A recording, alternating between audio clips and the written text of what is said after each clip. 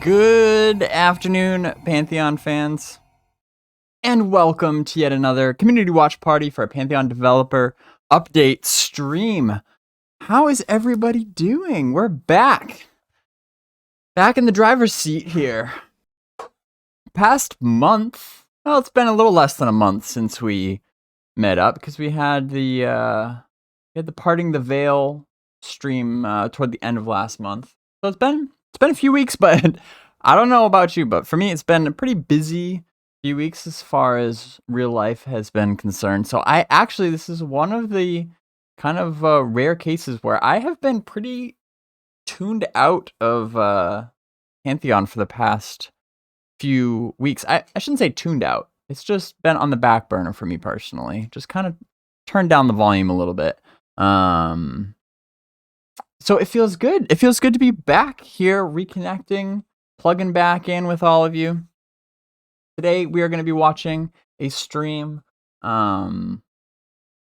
involving art updates for Pantheon, which is always a pretty hot topic, you know, when it comes to anything related to the graphics of the game. We know that art has been a pretty big bottleneck for the development process in recent years. You know, it's an MMO, requires tons and tons of art to be created by hand by the developers in order to fill out this entire virtual world.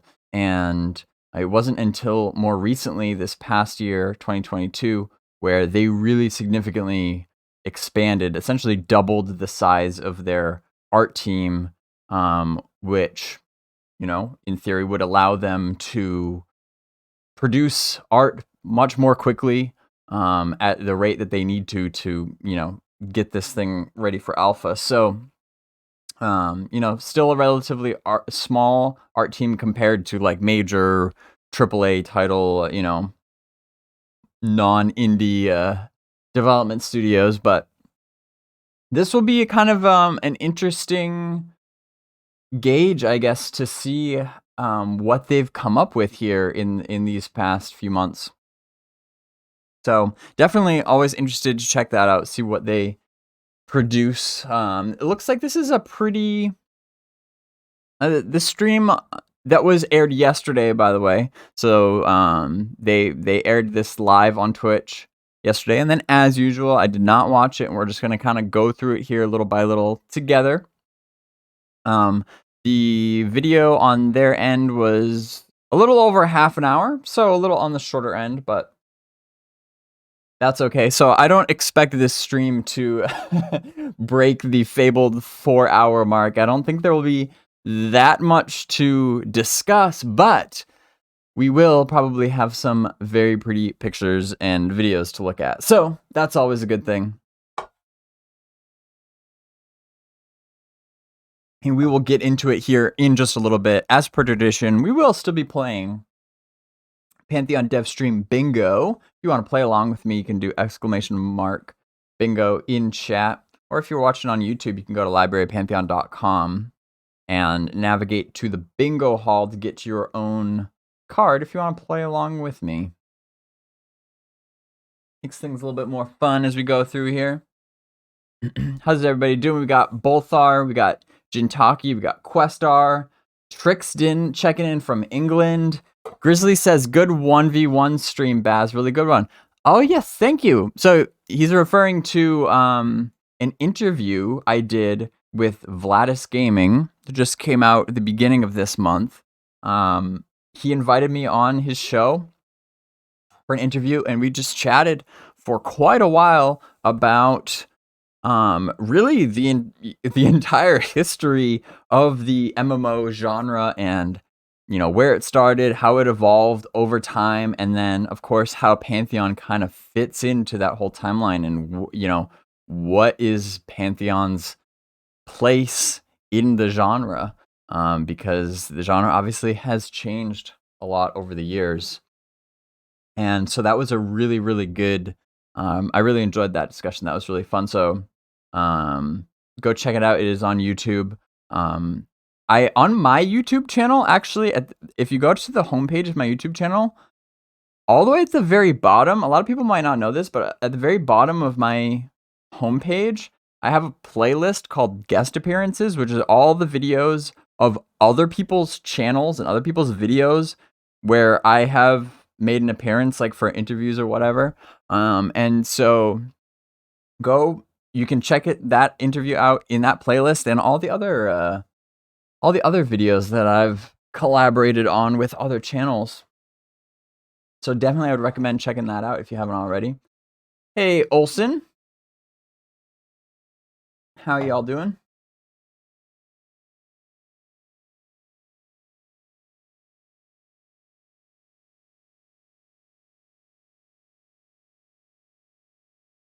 Bolthar says, I did not realize my question from a couple months ago made it to your YouTube. Which question are you referring to? Which question was that? Jintaki88 says, yep, good representation makes the Pantheonians not look so crazy. Well, that I'm glad you feel that way. I try.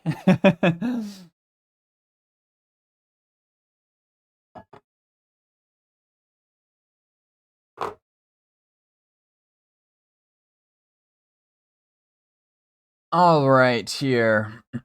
We're gonna switch on over. Go watch party mode. Again, get your bingo cards out. Check off that free space here. Oh, Bolthar says, why you follow Pantheon so passionately after all these years? Oh, yeah. Oh, yeah, when you asked that during the live stream. And then, yeah, that it was a really good question. And I feel like that's something that a lot of people kind of like misunderstand or misinterpret. So, yeah, I was very glad that you asked that. And so, yeah, I clipped that basically and made it its own standalone video, my response to that. Because, you know, again, some of these, like I said, some of these watch parties can get very long and, you know, start getting into the, like, you know, 1-2+ hour mark.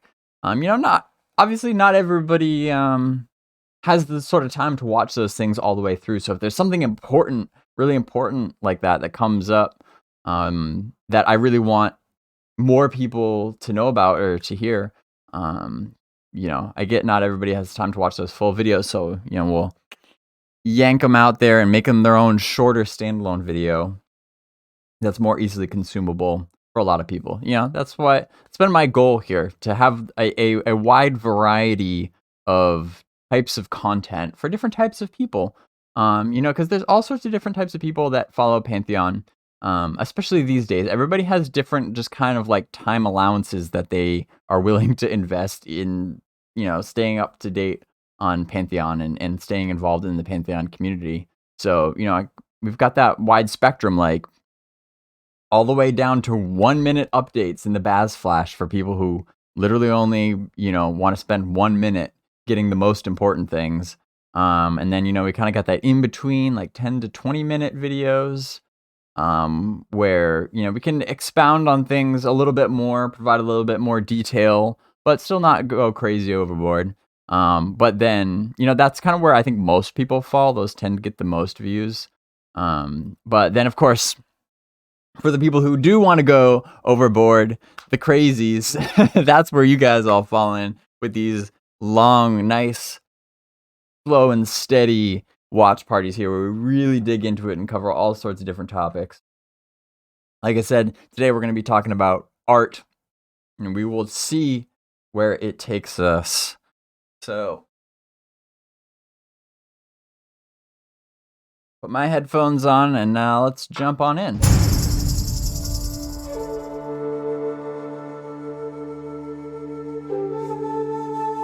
Oh, before we do that, though, Balthar, you asked another good question. Have you considered doing any EQ or other gameplay live streams or any pre-alpha gameplay? I have considered it, doing like other gameplay live streams. I've considered it. Couple things. For one, lately, to be honest, I really don't play that many other even PC games lately, let alone MMOs. I mean, I do play EQ every once in a while, especially sometimes with my family. But when I'm playing with my family, that's kind of usually like that's just for us, you know what I mean? I haven't really felt too much reason to like broadcast that and turn it into production. Like that's just what we do for fun, and that's still pretty rare. And then I don't really play EQ just on my own anymore, and or even really any other MMOs. There just aren't other MMOs that appeal to me right now that I just want to just sit down and play. I know that probably puts me in the minority. I definitely keep an eye out on the genre and really the game industry as a whole, watching like what other people are playing and stuff. And it seems like there's some cool games that are out there recently, but it's just not. I don't know. It's just not how I have been spending my time lately. You know, what either I am following Pantheon and trying to, you know, stay up to date on everything I can find about Pantheon or producing Pantheon content. If I do have free time, you know, aside from my real life job and things like that, lately I've really been playing a lot of VR games on my Oculus. That's kind of been my go-to lately. I've been really into that, and some other people in my family have gotten into that as well. So we've actually been connecting a lot over that. Though I do play quite a bit on my own as well. And the thought has entered my mind to try to figure out a way to stream that. It's a little bit more technically challenging than just a PC game, but I had the thought because that's just what I've been enjoying lately. You know, that's just what I've been having fun with, and it may be cool to just kind of just share with you what I've been doing in the Oculus lately. So if that's something you guys are interested in, I mean, I would consider it. For sure. But then there is always the like long-standing stance that I've held on my channel, or at least specifically YouTube. I want the YouTube channel to stay very, very Pantheon focused. So that, you know, when people see a BazgrimTV video, they know exactly what they're gonna get. And they know that that's the place to go for Pantheon information and have it not be diluted with other games. That's just my style. That's my preference. That's how I want to do things. That's how I've always done things. And I think it's most beneficial, especially with the way that the YouTube algorithm and stuff works. I think it will play out best in the long run to stay laser focused on that. But maybe on Twitch, yeah, you know, I might consider we could be a little bit more loosey-goosey here on Twitch, and maybe you know, stream some other things, just some kind of like one-off streams just for fun. Just get you guys in with whatever I'm doing. If you think that would be cool, let me know. That's the first half of your question, though. Second half of your question was pre-alpha gameplay. That is much more easy to answer because I think about that all the time. And obviously, if I could, I would. Now, as we know, Pantheon has been having monthly pre-alpha sessions starting this year. We had one in January. The next one's going to be coming up at the end of this month. I think the 25th through the 26th. Yeah, so it's usually like, seems like it's going to be kind of like the last weekend of the month. They're going to be doing a pre-alpha session. And now, obviously, if it weren't for the NDA, I would just stream the entirety of those, you know? That would be a no-brainer. But VR still has quite a bit of control over how much gameplay is streamed. Now, can do it whenever he wants, but that's because he's an investor. He is paid for that privilege to be able to. He can just log in and stream whatever he wants because he's CoCarnage. The rest of us, though, don't have that liberty. But I can say that it will happen at some point. We will get the all clear, and by we, I mean people, the community streamers that you've come to know in the Pantheon community lately. Guys like me and Pantheon Plus and Nathan Napalm and that gang. There will come a time, no doubt, that we will be able to stream some of our Pantheon gameplay. You can count on that. I don't know when, but as soon as I do know when, you can be sure that you'll hear about it.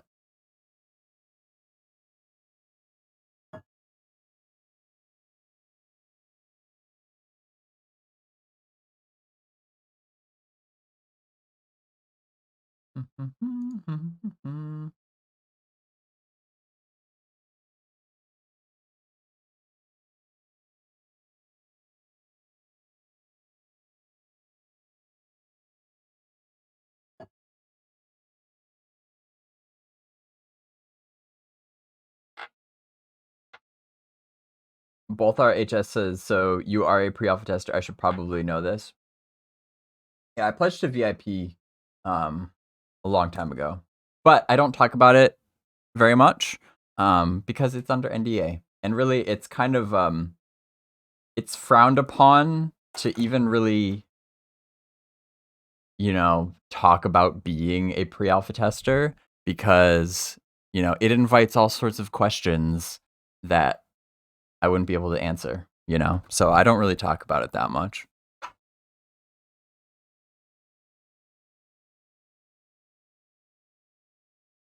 Also 105 says, do you have subs turned off? Like on Twitch? No, never had a sub button. I'm not a partner or an affiliate. I don't stream often enough to be an affiliate. We usually only do 2 streams a month. What we've been doing lately. So we have the watch party for this development, development update stream. VR does that on the 2nd Thursday of every month. They stream it on that Thursday, and then I do a watch party the day after. And then typically on the 3rd Thursday of every month, they have Parting the Veil live, which then I would do a watch party for that the following day. Worth noting, however, I want to give you guys a heads up.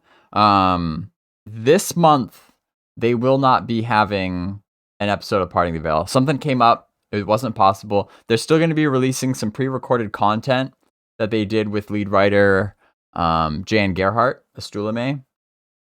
So they'll still be releasing some content that day, an interview they did with him.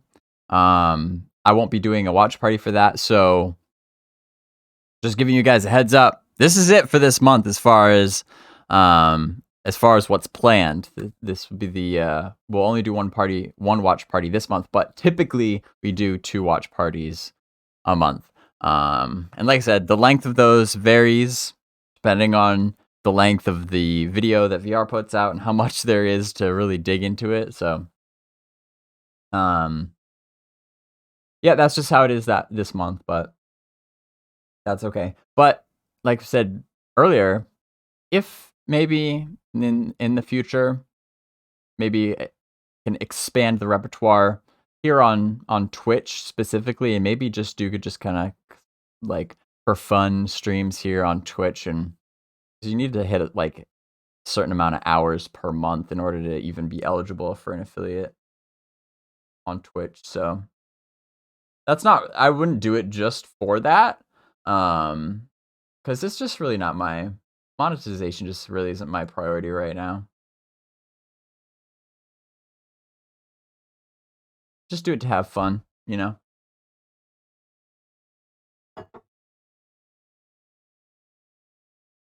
But yeah, maybe might consider setting up a sub button or something in the future when things change.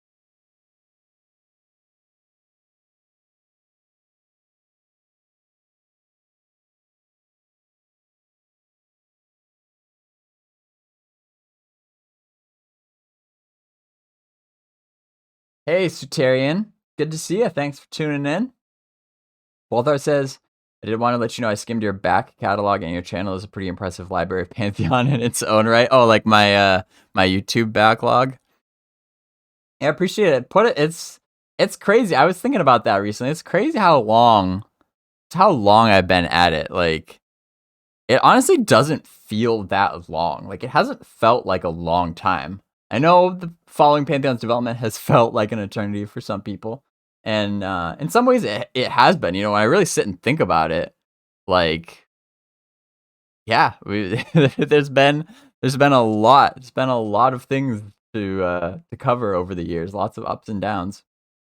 But yeah, you know, I feel fortunate to really just have gotten lucky to have heard about Pantheon as early as I did, and to get involved. And then, yeah, because, you know, the best way to preserve history is to just kind of like record it as it's happening.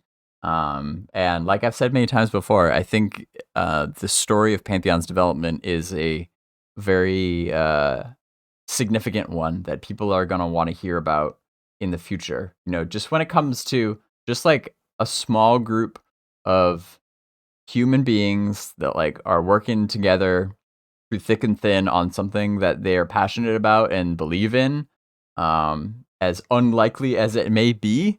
You know, that's a story of perseverance that I think is worth paying attention to and worth documenting. So that's pretty much why I'm here.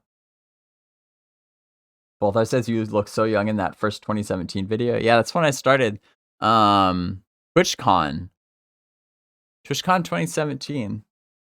That was such a good time. Yeah, that was my first. That was kind of what jump started my YouTube channel. Back then, I was just a guy who posted on the forums, and then I won those tickets to TwitchCon and played Pantheon with Brad McQuaid, and then that was when I was like, I gotta tell people about this.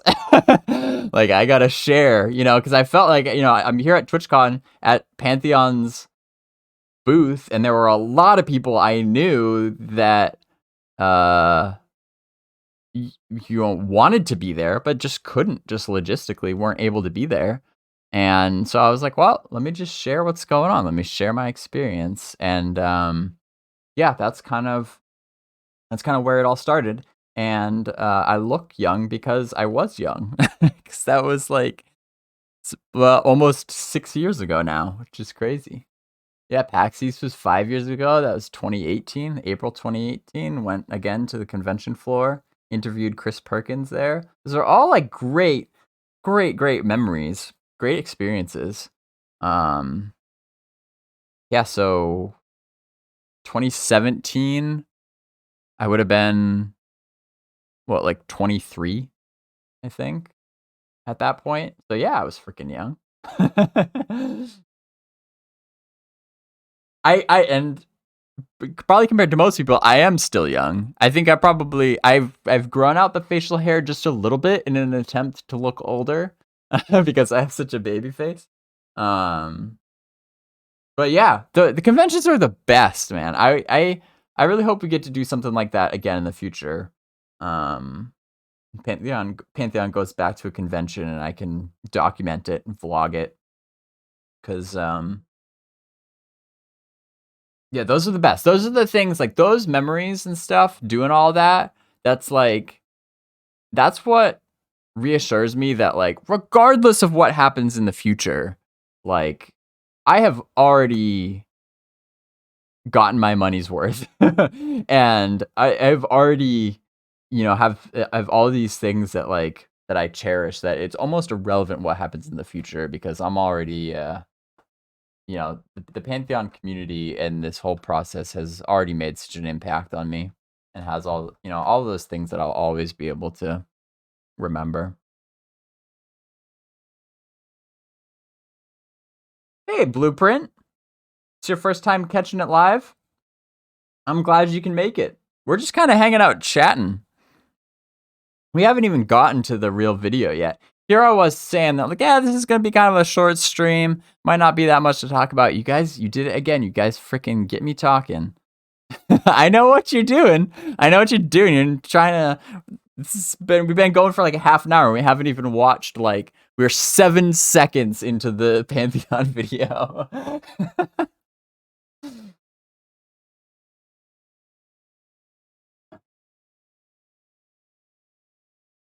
Nimrel says you couldn't do a convention. It'd be weird. What do you mean? I mean, I don't know, like, conventions, I get it might not be for everybody. You know, big crowds, kind of loud, all that sort of thing. Be a little chaotic, but I like it. If you can avoid, like, catching a cold or a disease or something, because even before COVID, there are always, like, you're shaking people's hands, you're in close proximity with people. It's like, you do kind of got to be careful. But man, is it worth it, in my opinion. Especially, like, when you're as interested in Pantheon, it's such like a once in a lifetime opportunity to be able to, sit down with the devs and, like, talk to them about the game, or if you have an opportunity to actually play the game. I'm very fortunate for that to have been a twice in a lifetime experience for me so far. But that's a really special thing that I think if you have the opportunity to do it, you should take it, because you get to see things in a whole new light that I think sometimes I really try not to take for granted how that has impacted my understanding of really the Pantheon development process as a whole, because there's nothing like, actually getting face-to-face time and asking the developers whatever you want and being able to get an immediate reaction and response from them, and hear them talk about it, and their not only their passion for it, but also, I will say, pro tip, the developers are way more loose-lipped at conventions than they ever are on streams. These streams, these are productions, they're pre-planned.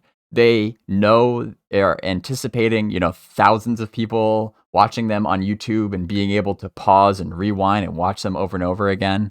So they're much more, like, calculated, I think, in these YouTube videos. But when you can get them at a convention floor and just talk to them and have a normal human conversation with them, they will tell you so much. It's it really, there's nothing like being able to meet the developers at a convention floor, and then and actually being able to play the game with them too. Again, if you have an opportunity to do that, please take it, because it will change the way you look at the game. It makes things feel so much more real than these, just watching videos on YouTube. So it's I appreciate that. Very few people have had the opportunity that I have to, have had those experiences, and how that, I get that it's so much different than if you're just kind of observing, casually from a distance. Wiki Wacky Woo says, spoiler, the video starts with several minutes of just the intro graphic. Really? Well, we'll skip ahead if we need to. A bunch of introverts in one area, what could go wrong?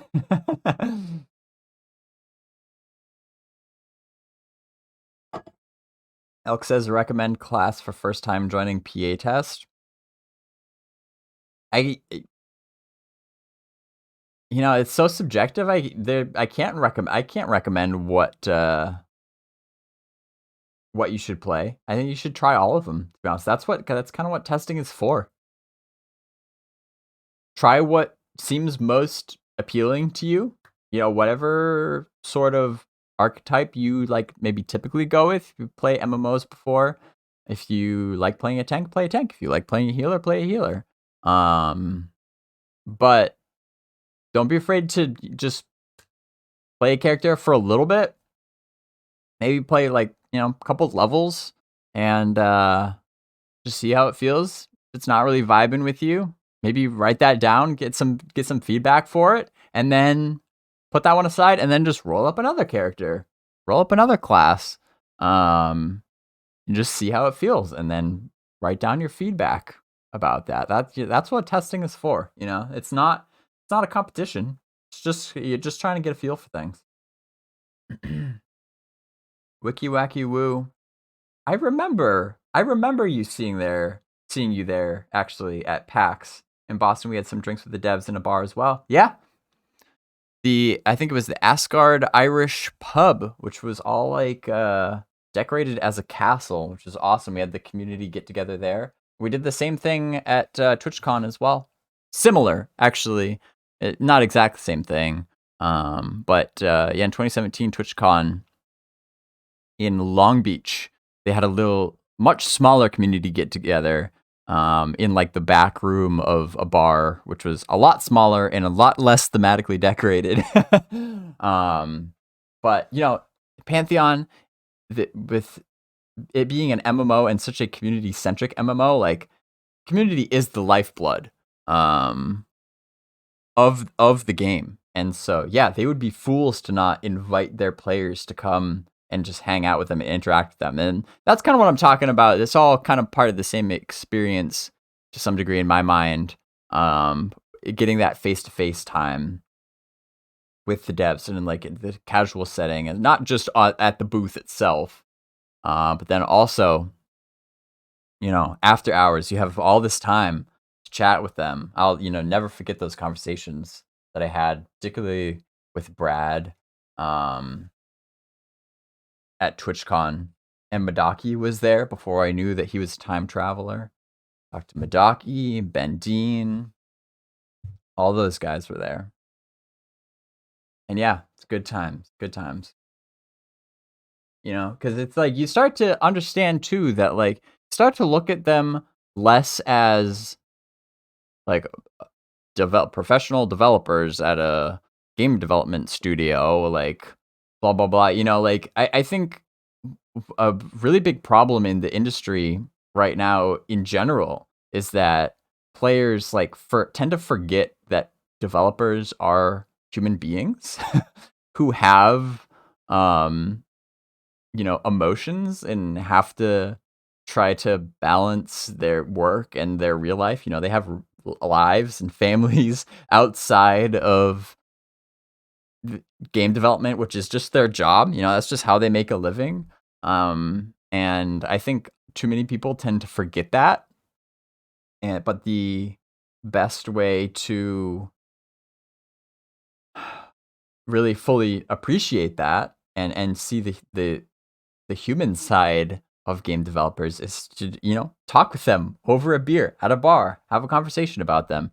You can learn a lot about Pantheon from them, but you can talk about other things as well. And I would extend that to like the rest of the community as well. Like at these community get-togethers, getting to hang out with other people like Wiki. Like I remember your face. I remember you there. And other people, like other people in the community where you see their username all the time. And then when you can actually put a face to that name, it just changes the way you think about these interactions that you have online. Because it's too easy when you just see the same username over and over again, or their profile image or whatever. You just see them over and over again. It gets too easy to forget that there's actually a human being on the other side of that. There's a human being at a keyboard somewhere in the world that's typing those things to you that you're having like a real interaction with. And then that's where people start to say all sorts of like nasty, just really toxic things that they probably don't mean fully, but because they're forgetting that there is actually a real person that's impacted on the other side of that. And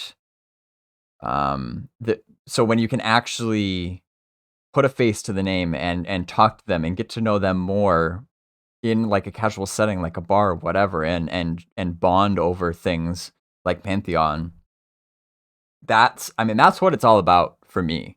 And it's the human connection, and then the friendships that develop out of that, and the things that you learn from those experiences. Like that's why I'm here personally. And conventions are a great way to facilitate that community building.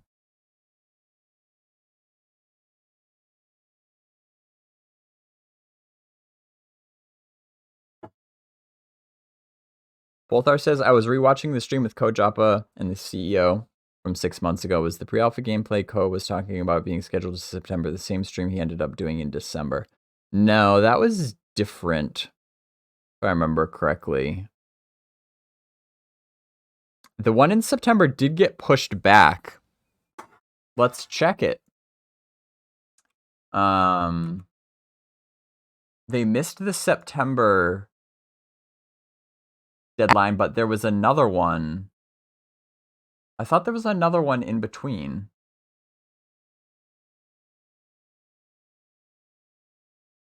I may be wrong, though.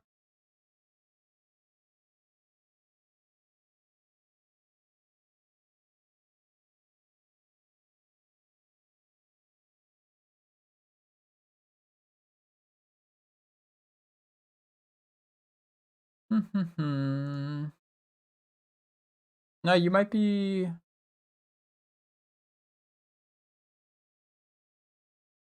Yeah, you might be right, actually, now that I look at it.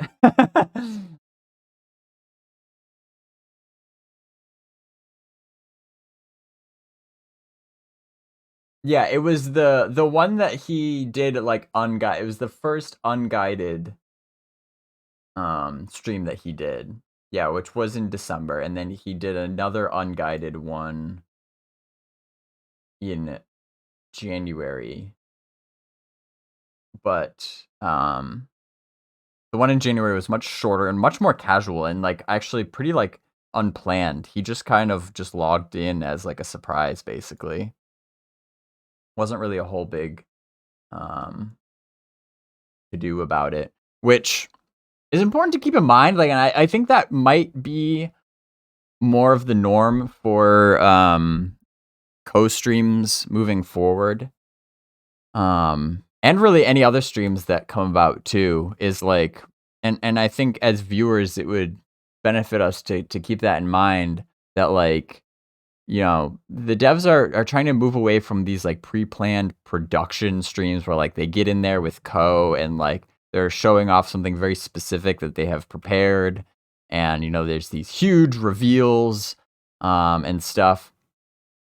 And I think they're transitioning away from that and into more of these just kind of casual ad hoc streams where they try to let the game just speak for itself and let the streamer do just kind of whatever they want to do without any particular structure or agenda or anything. So both of those styles of streams have value, but they're just different, and so it's something to keep in mind, particularly with the way I've noticed that Ko has done his past couple streams, where like he plays in a way where he's not really trying to like go out and explore and discover like as much new things as possible, and like he's not trying to like get a gauge for like how much of the world is completed and how much progress has been made on all these sorts of different systems or whatever, which is different from what they would do in the past, where it was like, here's the progress we've made on the game, and Ko's just like, I just want to log in and just like grind and just play, just like have fun, and just it's much more laid back, which may not be as enjoyable for the viewer who is like trying to use that as to calibrate like how much progress is being made on the game. It's important to keep that in mind, in my opinion. It's a different style of stream, and it's, you know, I still find it enjoyable, but for different reasons. Because again, I'm not expecting to see like tons of new stuff in those streams. Again, important to keep in mind too, just because you don't see progress in whatever particular area code choose to play in, doesn't mean that it's not there elsewhere. You know what I mean? So just something to keep in mind. I'm glad you brought that up though. I had thought that there was not as much of a delay. It maybe what I was thinking of, like they were planning on doing a pre-alpha, or they were planning on doing a pre-alpha session in September, but it got pushed back to October. And if I remember correctly, like that still happened. That pre-alpha test still happened, but Code didn't stream it, if memory serves. I don't know if they were having like technical difficulties or something, so they didn't stream that particular session, and it just went on behind NDA. I think that's what happened. He didn't actually stream it until December.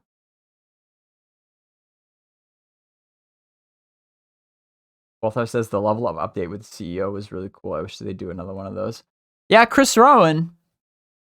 He's a good guy. He was at TwitchCon as well. And so I've talked to him a little bit. And yeah, he's a really smart guy. He's interesting. He provides a different kind of like perspective on the whole process, you know, because he comes at it from more of like a business side of things, more so than like you got Joppa, who does the creative side of things. But yeah, so Chris has some really interesting insight, but he's also a very busy guy. So, yeah, I don't know. He's kind of like a hard one to pin down to do an interview or something. They typically will get him on about like once a year, it seems like. Because I think it is good for people to hear from him and hear his side of things. Although I get, you know, a lot of people probably, I would say maybe even the majority of people, they're not as interested in the business side of things. I happen to find that really interesting and important. But some people, if they don't really, either they don't care or they just don't get it. And you know, they don't care how the game gets made. They just want it to get made. You know what I mean? So sort of thing. I wouldn't expect him to really be like a regular in these streams. Balthar says time to get your special permission so we can see more unguided gameplay. It's coming, man. It's no doubt it is coming. And I think that would be beneficial, you know, even not just me, but others as well. We got to get more perspectives in. That will help for the people who can't get into pre-alpha. You know, the more different perspectives you have, the more accurate your perception of reality will be. You know, if it's just if Co is your only window into the game, that's pretty limited. I mean, Co is great, but he's just one guy and he just does his thing. You know, he's got his style. He only streams a little bit. Like last time, he only streamed for like an hour or so, and he just does what he wants to do. You can't blame him for that. It's his stream. You know, and so his style is maybe going to be a little different from somebody like me or Pantheon Plus, who are coming at things from a little different angle. We maybe have a different idea about, you know, Pantheon's development and what the community like wants to see and what we're interested in personally. So, you know, yeah, you maybe count on me to be a little bit more exploratory when we get in there and you know, show the people what they want.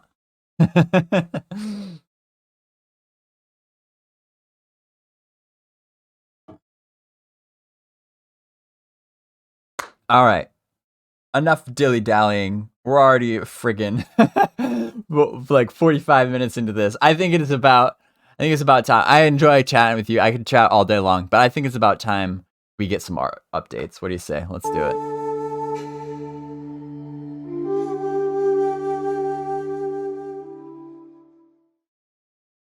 Hey everybody, and welcome to the February 2023 Pantheon Rise of the Fallen development stream. I'm your host, David Roenick-Schlau, and with me as always is my co-host, Anthony Guidi, aka Minus. What's up, Minus? How's everything going? I mean, this might be the best stream that we ever do. You just got through the intro like perfectly. And you didn't even. I'm just saying. To call it out, and it was supposed to go smooth. Now you've called attention. No. I think listen. People are actually saying in chat right now, "Great intro, great job." Everybody, please give him a round of applause in chat. Let's give him some love in there. I love that. It's only taken what? How many of these have we done? I don't know. You've done them well before I was here, so. Yeah, but anyway, definitely tune into next month's because it's going to be a mess. Anyways, David, things are great as always. You know how much I look forward to these. I mean, we both say it to them, but I don't think they understand behind the scenes. Like when we're sitting here ready to launch, all the banter that we put out here would probably be enough for another show. But even more so, I'm really excited for this one because we're going to show a lot of cool stuff today. And we think that we'll be able to hit some of that visuals itch that our community has. And David, you can comment on this too, but I think in fairness, like we want to show whenever it's possible. We just want to make sure it's ready to show, at least at a state where we're happy with where it's at, even though we know it's going to go further. But that's kind of the decisions we always have to make. We could show it in really early stage, but how much cooler is it if we wait, one more month, stuff like that. So, but it's a fine line for sure. And it's hard. But luckily this month we have a lot to Hey, show, he said this month. so how are you? For that. You asked how I was, so how are you? I'm great. I'm excited to show I'm excited to show the goods this week. Oh, and excited. All right. Well, I really appreciate. We're off to a great start, although I will say Joppa's not on this stream, and so this whole Joppa pauses before answering a question, we can't count on that. Hopefully it doesn't come down to that, or else we're going to be doomed. Although this already opens up a couple straight up and down and diagonal bingo opportunities for us, so I'm feeling pretty good. We're not even really into the meat of it yet. They've just been yakking. Appreciate that specific answer of how good you are and what's going on in your life. People want to know, David. They want to know how your life is. But anyway, let's stop the banter. We have a lot to show. So let's go ahead and let's roll it. Behind the scenes at VR. Okay, so why don't you give everybody a little update, prep everybody for what we're going to see. We're not going to spoil anything. But why don't you just kind of run people through like what to expect today? Sure. Yeah, we've worked with various members of our art department this week to put together 4 different videos highlighting aspects of kind of like what they're working on. We'll see progress in the animation suite. We'll see a new armor set. We'll see how we got to that new armor set. And we'll see a large showing of Thronefastian architecture. Before we get to those items, though, let's start with a visual update on the world building. All right. Punch it, Chewy. Nice. So we're going to roll videos. We'll probably be quiet during the videos. We've got some audio as well. So here we go.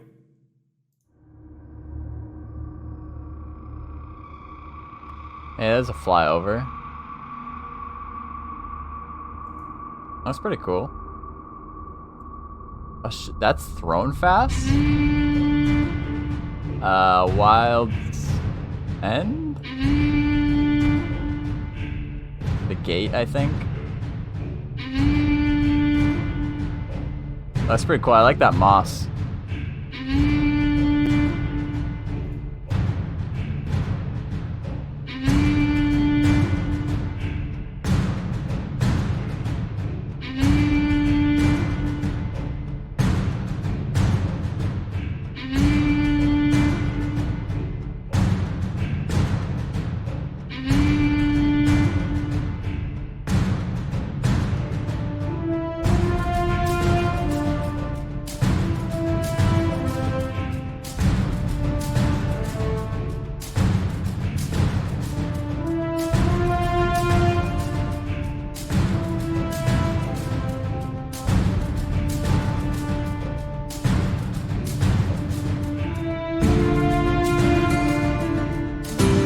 Hangor?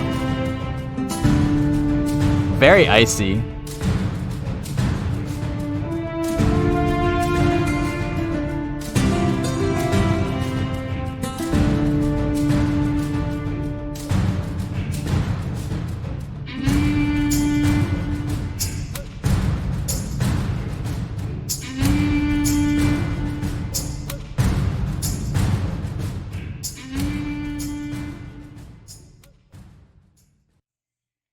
Awesome.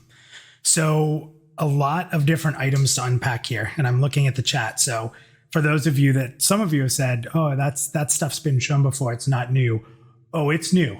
Go back and look at some of those old videos. The area has been built up tremendously since the last time we've shown it.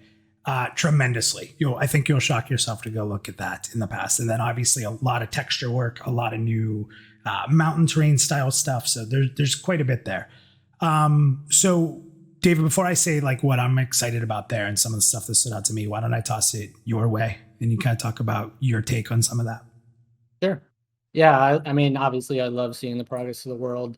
I'm a big fan of scale in our game, and I really think the giant ruins, show that off beautifully.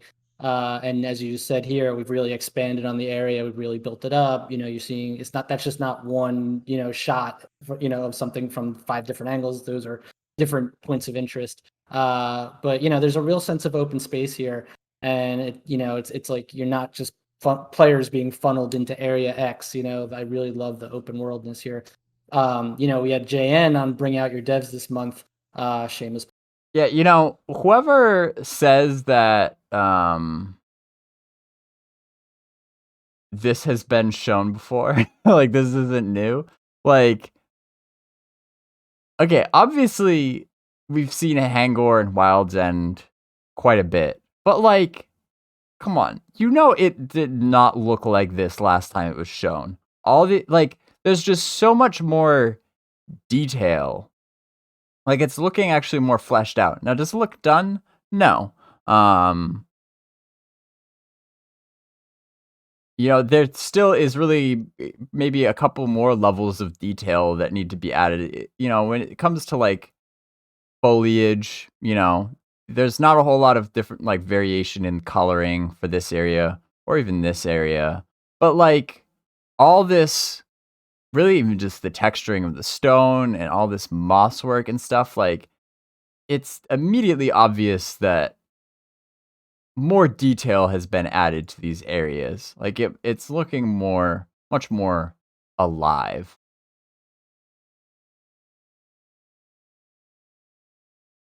Mordred says, and I bet it looks even better in game. Screen capture doesn't give it full justice. That is a very good point. I'm glad you said it. You're on a roll, Mordred. Because yes, when anytime we're looking at art specifically, couple things to keep in mind. One thing, we're watching it on YouTube, and actually you might be watching a YouTube video of me watching a YouTube video, which means you're dealing with YouTube compression, which means data is lost. In order for the file size of these pre-recorded videos to not be like oodles and oodles of gigabytes, YouTube compresses it. It drops, a certain amount of pixels, to make it a little less sharp of an image. So keep that in mind, that what you're looking at on a YouTube video is going to be lower quality, lower resolution than if you are actually playing the game with your own 2 hands. Again, if you have had the opportunity to play Pantheon yourself, you know what I'm talking about. Is it like a huge mind-boggling difference? No, but it does make a difference. It is noticeable. If you put it side by side, you'll see watching, what you see on a YouTube video is just going to be a little bit more blurry, a little bit more pixelated, than when you're actually playing the game and you don't have to deal with that compression of like pre-recorded video. Also, something that I noticed from these videos, there is a little bit of, let's see if I can find like an example.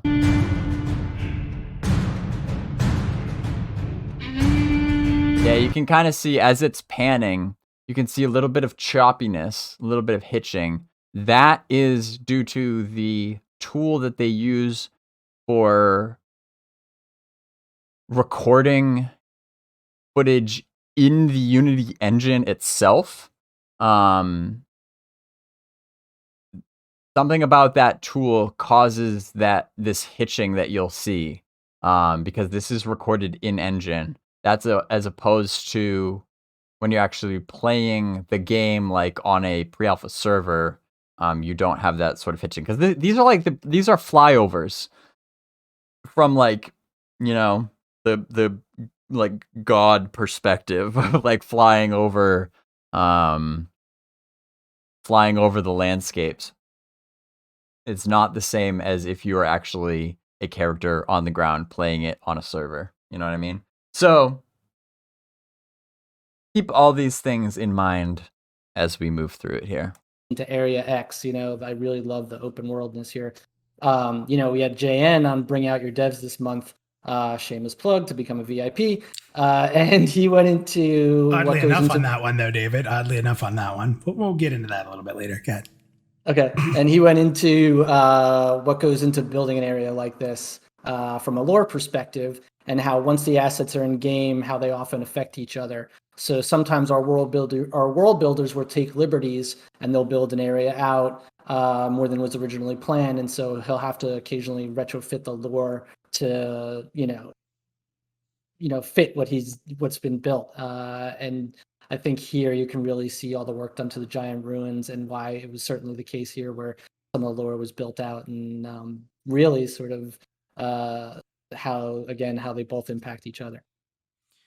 Yeah, for sure. And even rolling back behind the scenes a little bit more, because the giant runes update was a really big deal for me when we started working with capturing some of this stuff, and when it was put into an area we could actually record it and see it on some of our development servers. And for me, the thing that we've talked about. Wait, can you roll the footage again while we're talking without the sound? Yeah. Is that possible? You guys want? Yeah, I can roll it. Yeah. As beautiful as we both are, I think they want to see the stuff. Yeah, no problem. I'll roll it without the audio behind it. I know everyone liked the music, but let me. Yeah, that music. The water looks really good. We've had it for a while. Yeah. Definitely. Okay. So that's down right now. So while that's playing, one of the things that's interesting is keep in mind these are giant ruins. And we've talked in internal meetings about some of the assets that are going to be added to this. Like imagine the tools or equipment or like a shield. I really like, and this is what I'm talking about too, these details that just like, it may seem subtle, but it makes a big difference in the overall composition of it. Like even just the weathering, these imperfections, surface imperfections on the stone. That's like, you get erosion and like cuts and scrapes and stuff. Makes it feel more lived in. It makes it look more old and interesting. That, an artist has to go in there and do that. That it takes time. And that's not the sort of thing that's going to be in your like initial pass. We're watching an MMO get developed, and they kind of put things out there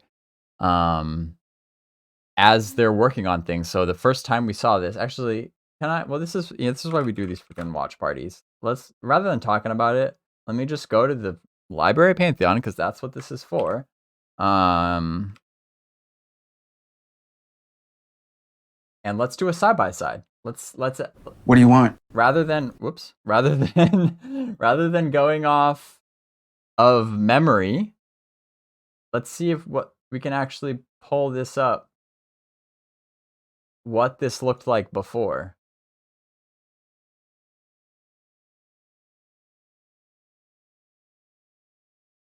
Like, hello.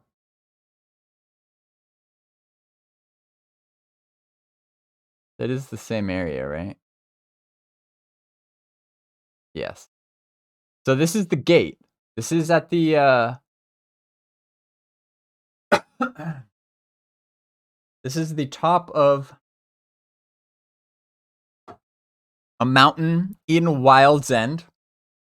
This is the entrance to a dungeon, a high-level dungeon, where there's all sorts of wraiths and stuff. The arch enemy of the halfling race. You work your way up this mountain path, and you get to the entrance of the gate here. It's this kind of like temple-looking thing at the top of the mountain. And so this is what it looked like when it was first unveiled in December 2021. So we're talking a little over a year ago. It looked like this. You see how like sterile and clean it looked back then? Still looked pretty cool from an architectural standpoint. But you see how like very like light gray the stone looked, and whether or not you can really put your finger on that's what it is, your brain knows looking at this that like this doesn't look very old. You know what I mean? There's not a whole lot of weathering going on here, so it must be pretty new construction. In thinking of like the terms of the lore in the world. It's cool, but you got that compared to that, where it's like, okay, this is like an ancient, almost kind of like sort of Aztec looking temple. It's been here maybe hundreds or thousands of years. It's got a lot of history in it. That's a pretty big difference. That's when people are like, oh, this has been shown before. It's like, are you really paying attention? Like, do you even know what you're looking at? Or do you really remember? Because that's the funny thing too, is that like people's memory will play tricks on them, and the way they remember things being is generally not super accurate, which is why we have things like the Library of Pantheon, and we do these watch parties where we can like pause as we go and break things down like this, rather than just trying to like remember remember how it used to be back then, yada yada yada. Rather than going off our imperfect memories, we can actually do side by sides like this. Let me mute this. I want to go through this little video here a little bit more. This was December 2021. There they are talking about. Is that all that we got? I thought there was more. Oh yeah. Oh, there's some drawovers, etc. Concept art. That's the inside of the gate. This is like the only shot we had of the outside of it at that point, but you can still that a giant would hold. Get a good idea as a halfling or a human, and there's these huge, larger than life items that can really like make Galdassi ruins impactful. Like it's going to be really cool. Like I'm really into that. But the other part of this that's exciting is, shout out to our VIP testers here. We're looking forward to getting AVP back in here. I can't say exactly when, but that progress in Hangor is a huge part of getting us there, getting that right. So it's really cool to be able to show that, because, we've shown some screenshots before, David, of some of what they're working on, but anything like that. And the progress is really going strong with the building types being changed up, and just Tim's been doing a wonderful job in there for sure. So yeah, and it's really, obviously Hangor is not a new area. If you've been in if you've watched us for a while, like you've seen it before, but there, you can see the major difference between what it used to look like and where it's going. Obviously not finished, work in progress, but they're really like building it up again and expanding areas and really getting into the detail of what it means environmentally to sort of live in this space. And so I think that's really coming along too. I'll let this finish because it's just about to finish. But David, you want to like tease what we're about to show next? Yeah, I think we're gonna see the new armor set next. Is that correct? That is correct. So let me get the audio on again here, and we'll show this. Probably end up showing this one a few times. So let's go ahead and show a new armor set.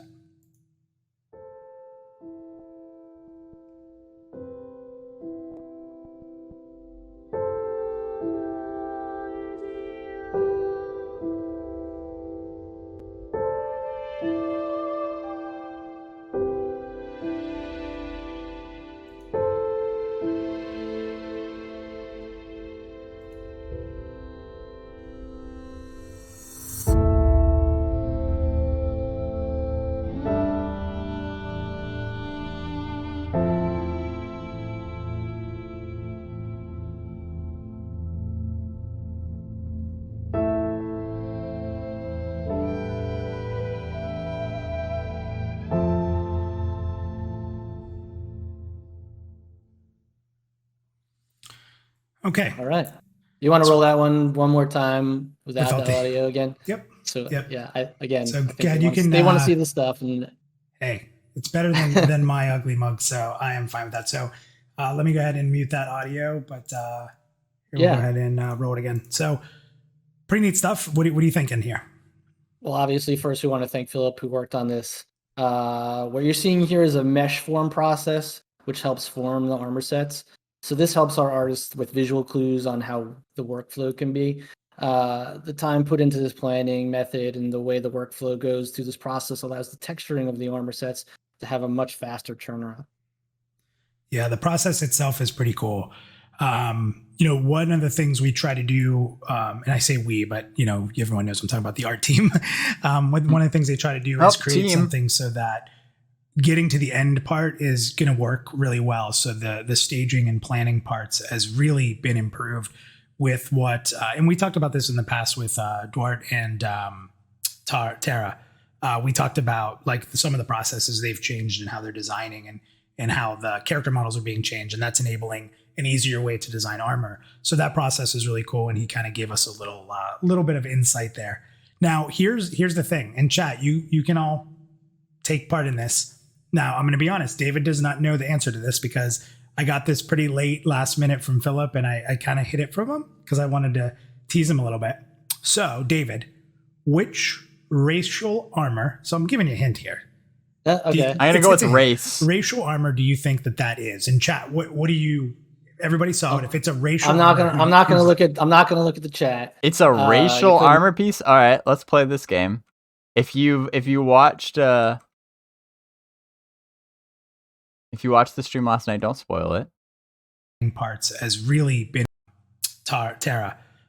This is oh dang it! All right, go back.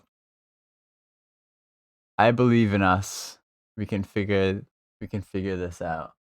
There's an insignia on the belt.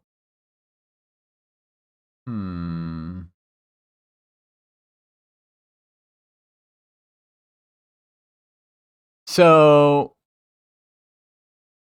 my gut instinct is telling me Archai, because it's pretty simple, which I think fits their culture. But maybe like these glowing colors in the middle as accents kind of reminds me of the elemental energies that they have on their body, and also I would say these cutaways on the sides are probably an artistic choice to have the character model itself show through more, because if they're gonna it's like a lot of games will put so much effort into these character models, really like highly detailed character models, that you will like never see because you're gonna put armor over it and never see it again. But with the Archai are a really cool, really unique race, and when they have these like striations in their body of like glowing energy, it's like you don't want to put all the effort into making that and then just never seeing it again. So I think I'm gonna go with Archai on this. I even like the concept of just racial armor sets in general, like racial exclusive armor sets. This seems like an Archai thing to me. What do you think?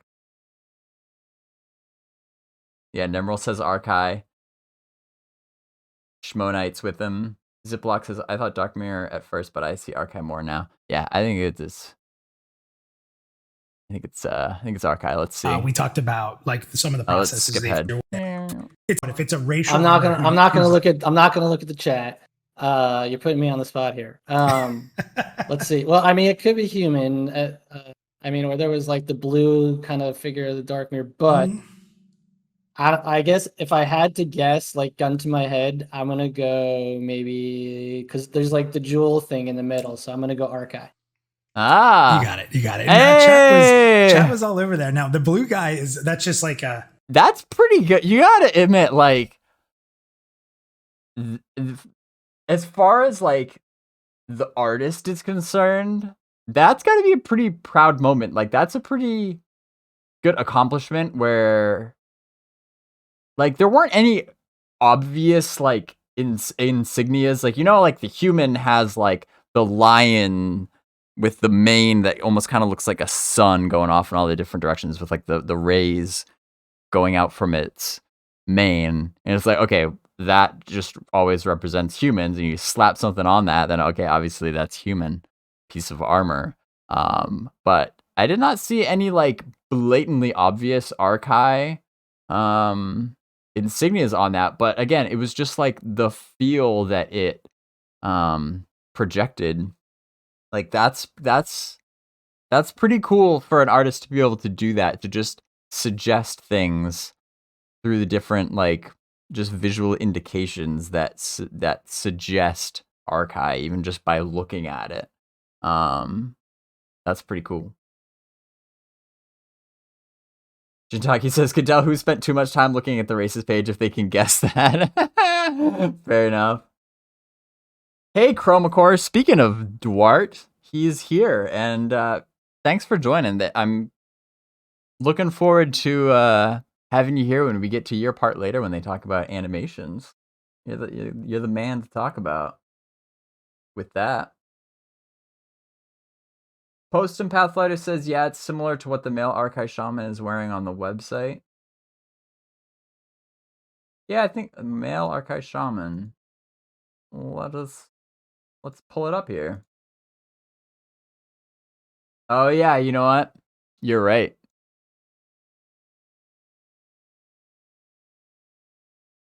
Yeah, it is fairly similar.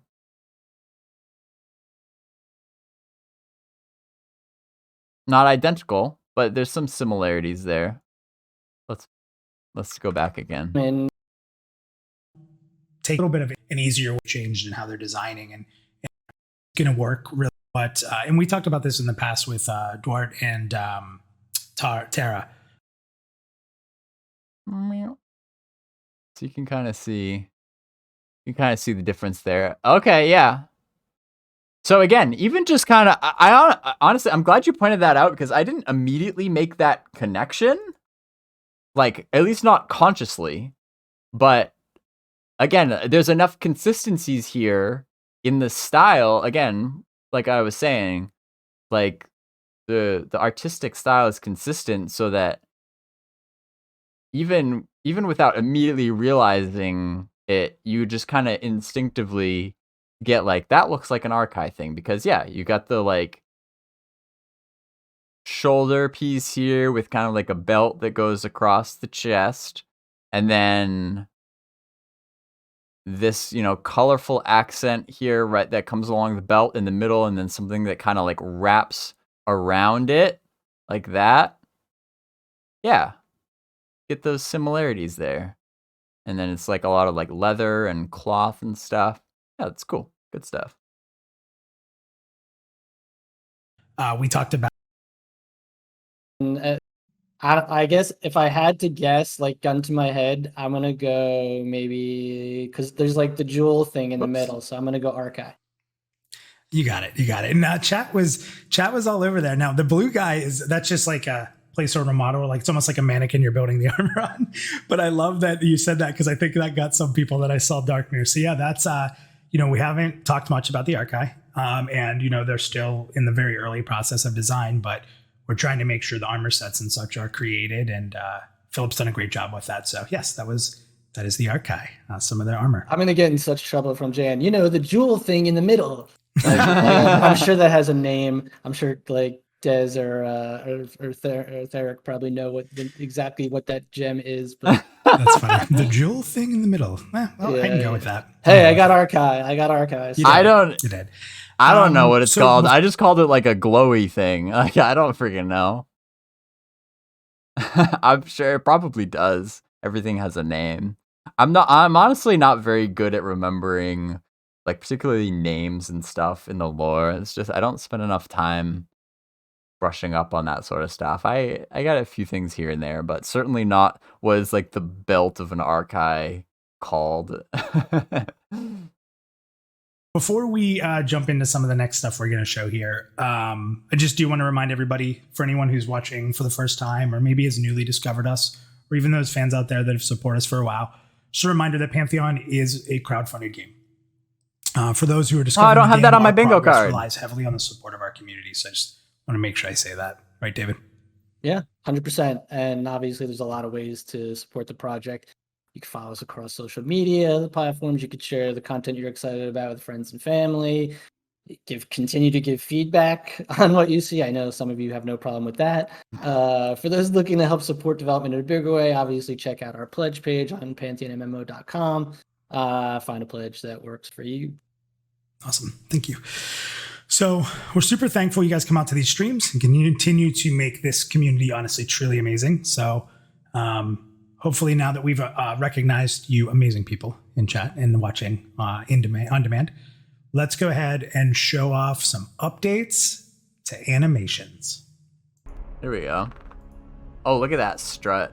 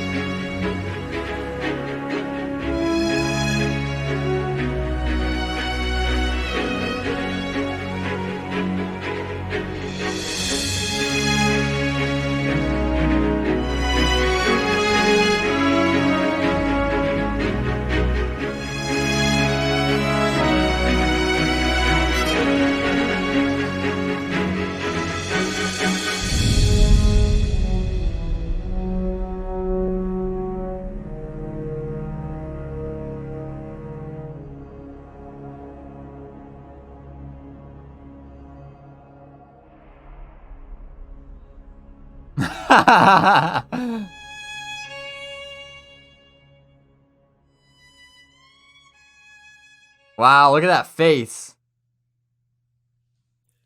So I couldn't resist throwing that dying last look into the camera to end. Yeah, like that has to be the last piece. No Ronics were hurt in the making of those animations. I love the chat. For those that aren't watching live, the chat keeps saying, "Oh, sad face," because if you noticed, because as Duarte has shown in the past with some of his facial rig tools, that facial animations can happen with emotes and different animations. So he's literally laid on the ground with like the saddest face, like, "I'm dying, save me." That was some strutting attitude over there too. He's like, he knows he's got it. I think my favorite is definitely the dual wielding swords and what it looks like even when you're not swinging one of them. It's pretty cool. We talked a bit ago about like idle animations and how much of a difference they make when you're playing the game. And it looks like, Wait, I'm going to ask, do you want to run it? Do you want to run animations again? I can. How about that? Yeah, let me just mute him again. And we'll go ahead and run that while we're talking. So like the idle animations, even for standing, it's such a difference, in my opinion. I mean, I won't get ahead of myself here, but why don't we kind of talked about Duarte and Tara like built these a little different and like what's going on with the animations. Obviously, it's going to be really rewarding payoff when we get these into the game and the players, like our VIP testers, can actually feel the changes and you'll see it in streams. But what are your thoughts or what can you add to that? Yeah, I was going to say pretty much the exact same thing. Like these can't get into the game soon enough. Like these look pretty promising. It'll be the real test, in my opinion, will be, seeing them all chained together in a real, gameplay scenario. Obviously, of course, when you're actually like controlling the character, these are just on loop for kind of like demonstration purposes.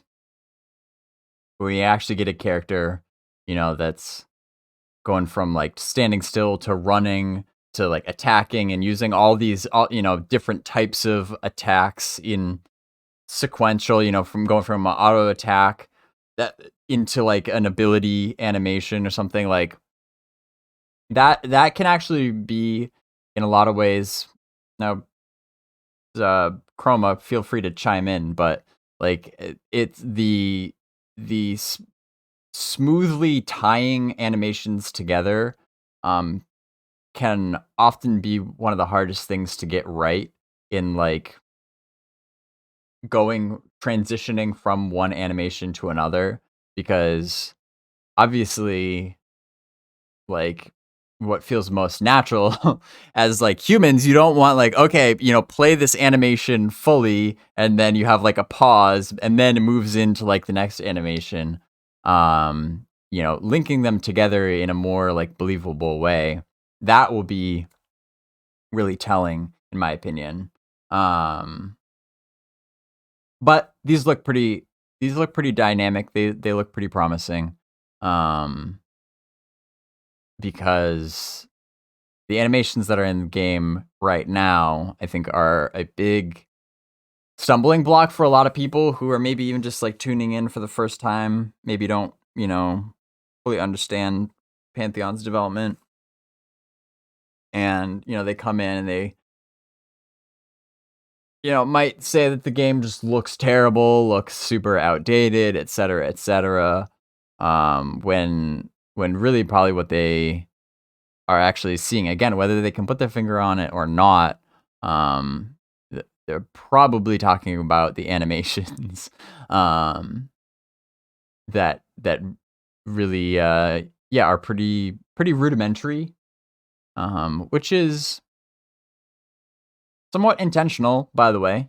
For testing purposes, they have been focused on just getting functional animations in rather than really super smooth buttery animations.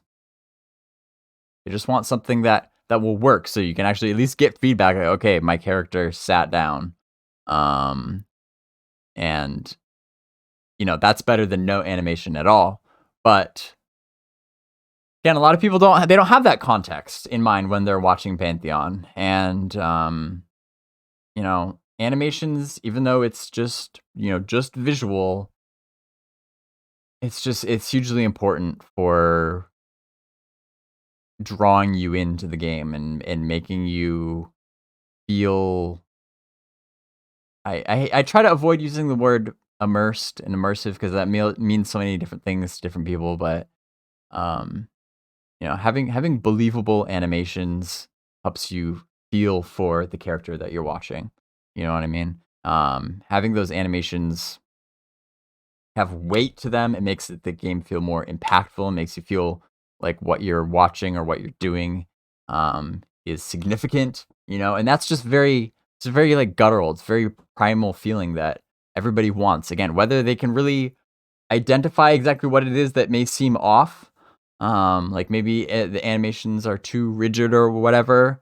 A lot of people can't really articulate exactly what it is, but they just know these animations just look bad. You know what I mean? That's the case for the animations that are in the game right now and have been for a while. So I'm always very keeping a very close eye on any sort of updates that we can get to the animations. So yeah, these look good.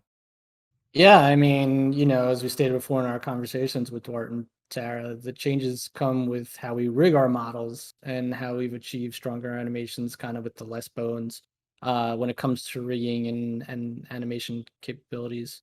It makes the overall template much easier to work with and getting new models in game, which is, I think, is really that's all anybody really cares about anyway. And the animation, and the animated sort of once our base animations are complete. I don't know. I'm excited. There's things coming in. Obviously, I'm trying not to over tease, but I'm excited. There's a lot to be excited about as far as the animations are just so much smoother than they have been, and it's really sort of everything's kind of coming together. Yeah. And I think it's a really important thing to mention is like there's new animations we've created and we're tweaking some of the standard animations that we're in, because remember, we're going to be putting new models in, but we're not going to have every model going in at once. So we'll have some of our old models and some of our new models as we work through the process of getting the rest of our races in and such. And can't go into any detail on like when that's going to be exactly. But so the process is, as we put a new model in, we need to make sure we've done a lot of adjusting internally. The team's been working on our old animations to fit to the new rig, but we'll find some things here and there. I won't say much, but there's a funny one when you sit with one of the new models and their face gets crazy looking. It's just these little things that we have to like tweak and edit so we can get them right to show and then fully put them in and be good to go. But the cool part is once a lot of those base animations work for one of the models, there'll be very little that needs changed because of the way we're designing the bone structure, and the bone structure being better. So it's really like the first one that goes in is going to take the most work, and then rolling the new animations in will be super easy because they're designed with that rigging kit. So it's just give us some time, but once we get one in, we hopefully will start showing more off. But yeah, that's key, and I mean that should answer your question, Elk, about whether these can be used on all races. At least for the most part, with pretty minimal effort, and that just allows things to be much more efficient than they have been in the past. Because I would say the problem with the animations that have been in the past is not just like, oh well, they're intentionally bad because they're just trying to be functional for the sake of testing, or it's like that's definitely part of it too. But I'm glad they brought this up as well. Is like even just the character models that they have used in the past and the way that they were rigged and the way that they were made to begin with was not really compatible with fluid animations, and certainly not so transferable, because again, keep in mind, I'll try not to over explain this, but with a crowdfunded development too, over the years they've kind of in some areas used just kind of like a hodgepodge of whatever they could afford or get their hands on at the time. Whether that be using using models that they bought from the Unity asset store, or whether they outsourced some like models to another studio to have them make them, or whether they made them in-house. The way that those models are going to be made is not always to the exact same specifications, and they have to be rigged, or they have to have this skeleton inside them in order to be animated. And the benefit of doing them all in-house, which is what they're working on now, having them own, custom made from the ground up, that allows them to standardize specifications of their models from race to race and the way that they are rigged, which makes any sort of animations much more easy to be reused. So as opposed to, okay, here's the human sitting animation. Okay, that works for the human character model, but because we've got the dark mirror model, it's a little bit different. We have to make a separate sitting animation for the dark mirror model, or whatever the case may be, and that obviously that just takes more time, takes more effort, et cetera, et cetera. So, yeah, again, I'm not gonna celebrate too prematurely, but this looks promising for sure. Yeah, the animations are a big difference. So, yeah, agreed. What I was saying earlier, though, it was, and I didn't want to get too far ahead, but with those idle animations, like the standpoint of, like, even the small little movement of your body and like the breathing, and in video games, it's a little exaggerated to us being here, but like it's so much less robotic feeling, or like you're just standing there, right? Like, and I think that's a huge difference that sometimes is subtle, and you don't notice, but when it's not there, you do, right? The character feels real, like just stuck like a block.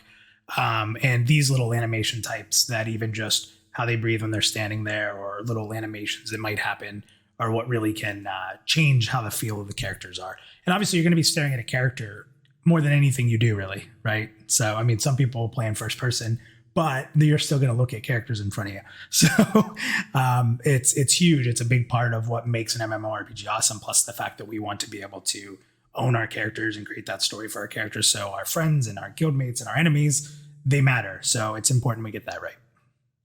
Immersion, baby. Immersion. Just okay. So let's get into our last segment for the night. Right, we're at the last segment. Is that correct? Yeah.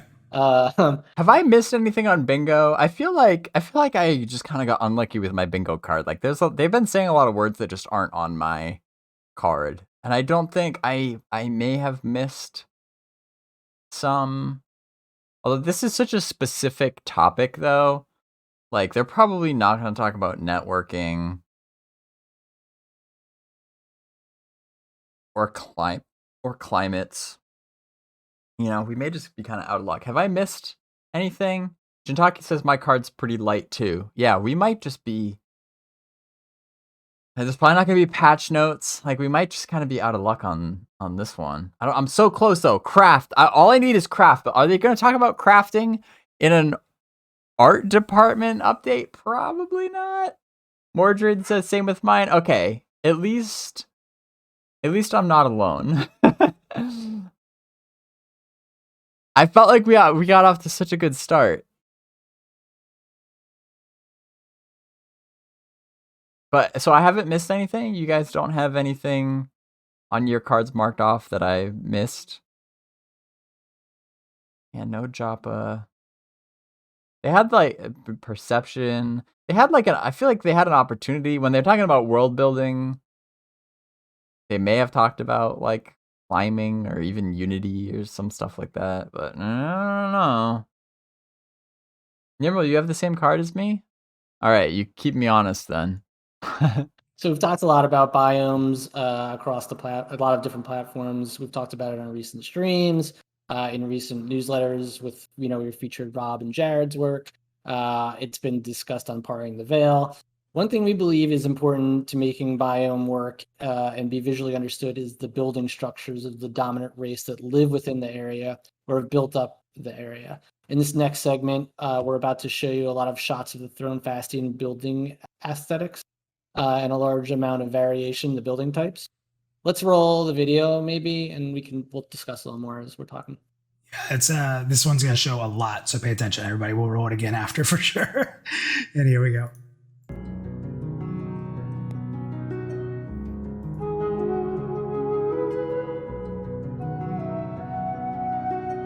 Love that music.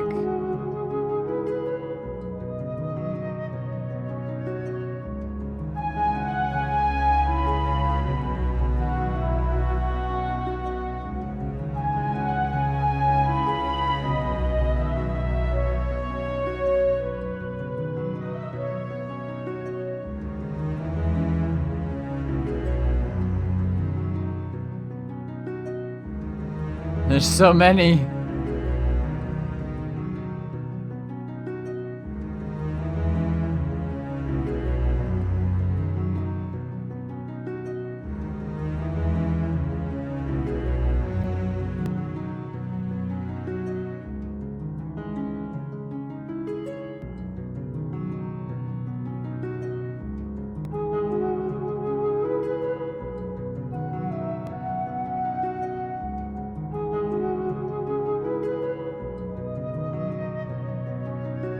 Kind of looks like a person.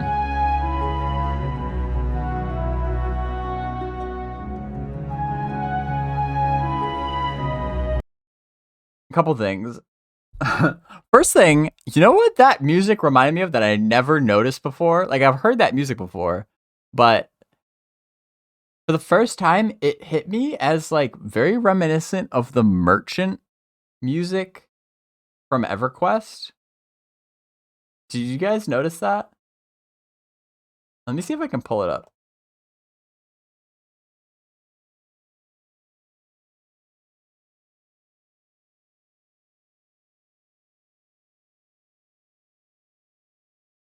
Let me see. I think I'm not crazy. I think I'm remembering correctly.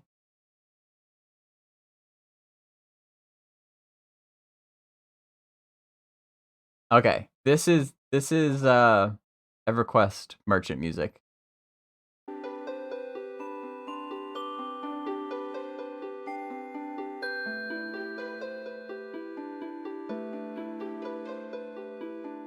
Doesn't that just bring you back? Now compare that to this.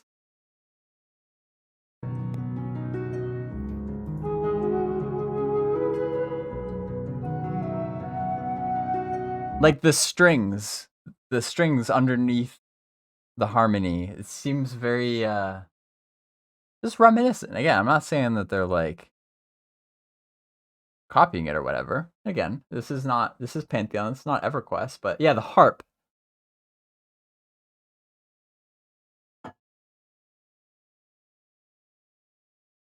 Yeah, I'm not saying. Yeah, I mean, I know it's original Pantheon music. I'm not saying that it's copied, but it might not even be inspired. It's a pretty basic progression, but it's just for whatever reason. This time hearing it though, it just kind of like hit me. I made that connection, and I think it's kind of reminiscent. The other thing that I'm thinking of when I'm watching this is, so there's tons of different types of buildings, which is awesome to see. But it's funny though, like in the back of my mind too, I'm thinking, so at the Library of Pantheon, we're like in the process of cataloging every still image, every screenshot, either in-game screenshot or of concept art. And I would call this concept art because I know it's a 3D model, but it's not like an in-game screenshot. I guess this is what we call development art, actually, is what it's called in the library. So development art includes, the concept sketches and then also like work in progress type things, like this would be. And so we're in the process of cataloging every still image that has been shown in development Twitch streams and to add them to the library. Because right now it just has images that have been released as like standalone images, like on social media or whatever the case may be. But obviously there's a lot of things like this that are buried in these videos, and so we have to like pull them out of the videos and add them as their own images. And I'm just thinking, it's going to be so much work. They go through these so fast. There's so many different types of buildings here. I mean, they look great. I'm not like complaining, but at the same time, as curator, I'm like, holy cow, this is going to be a lot of work to get, because we want to get everything.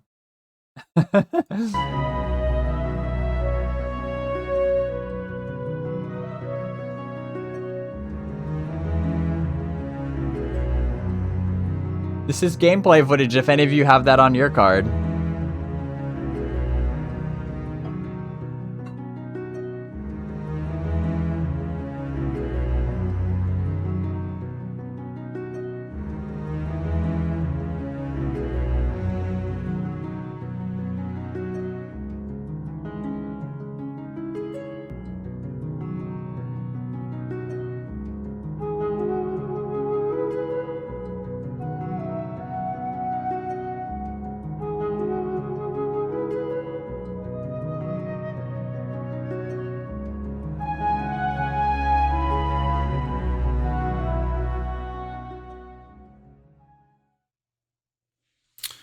Awesome. So we'll get that going here in a minute, but I just want to make sure I give thanks to Leo on our art team for providing a huge number of shots that you saw there.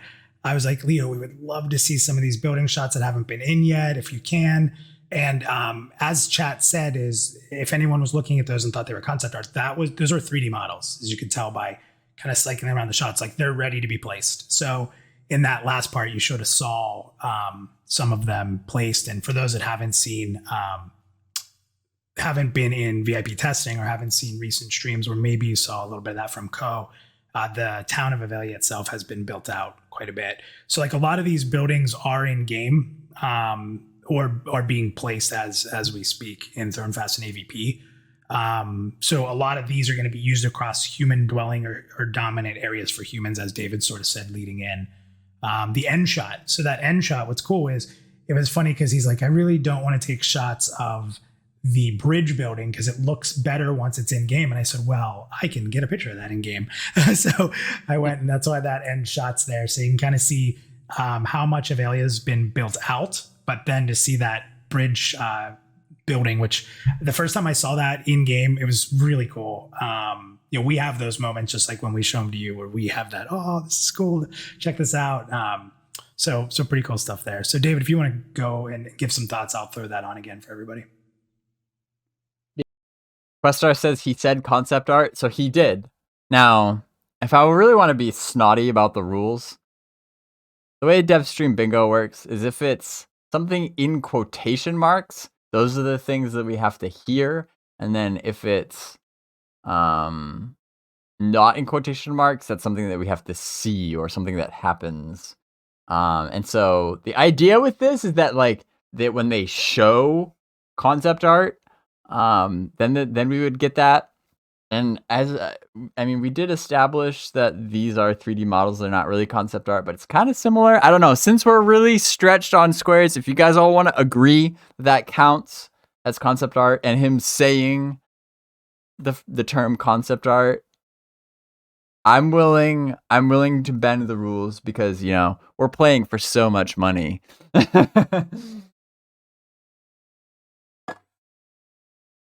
We can all make a pact together that it counts. Because then at least selfishly, then I would have 2 options for bingo instead of 1. And that's probably my best bet because they might say onward and upward at the end.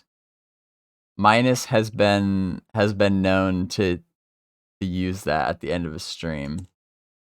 What do you think?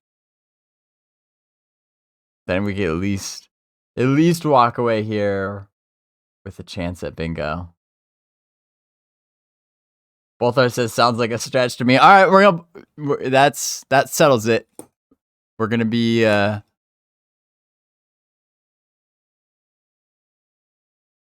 Buster says I think he showed it as concept art. Yeah, I get what you mean. Like I said, this is like development. It's really a finished product. It's this. If we want to be pedantic about the definitions, this isn't a concept. This is like the finished product. This is a fully ready 3D model. That the only difference is that it's not placed in the game world. It doesn't have the background of the ground and everything else. The concept art is just a concept before anything has been made. It's just a sketch on a hard drive somewhere. Bolthar wants to be a hard ass about about the bingo rules, and I respect that. We're gonna stick with it. We're gonna play by the rules. We're gonna keep going. Hopefully, we've still got 10 minutes left. Once it's in game, and I said, well, I can get a picture of that in game. So I went, and that's why that end shot's there, so you can kind of see how much of Alia's been built out, but then to see that bridge. Jintaki's having a hard time bending on that one too. All right, game, it was really rock cool. on. We have those moments just like when we show them to you, where we have that. Oh, this is cool. Check this out. So pretty cool stuff there. So David, if you want to go and give some thoughts, I'll throw that on again for everybody. Yeah, you said it. Obviously, Avelia's been built out quite a bit since the last time we showed it. That's like a stable. The inner area of the town with shops has been slightly changed, but as you run towards the bridge area, the town has obviously grown. There's more buildings placed. Feels a good amount bigger. And having all the new and the buildings can really help with points of interest. And again, making Thronefast and AVP's presence of humans feel known. This, it's all again about immersion and I think the building out of this town and the expansion of it.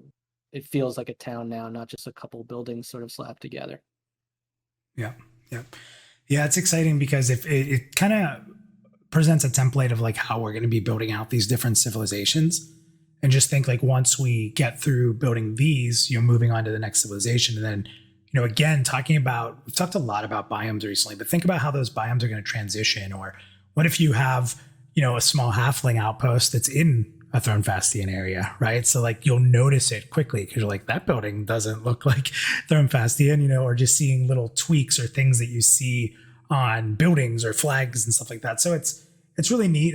Is it different from how every game's made? No, but it's exciting for us because it's really fleshing out that lore, right, that you talked about with JN. So yeah, it's about like creating a visual vocabulary for each of the races, really. And again, like you said, it's nothing new, but Good term. These are concept art that we've had around for a bit, and so seeing these buildings and this town sort of come to fruition is very encouraging for the team. I'm sure it's encouraging for the people who have followed us for a while, but it's even more exciting when you think about what's to come when you have a race like the Archai and the uniqueness of what their architecture looks like and what that's going to look like. Obviously these are the humans, and we've seen human towns in games before, and while they all obviously look great, I'm looking forward to some of our more unique races and how that architecture is going to look in game. Yeah, for sure.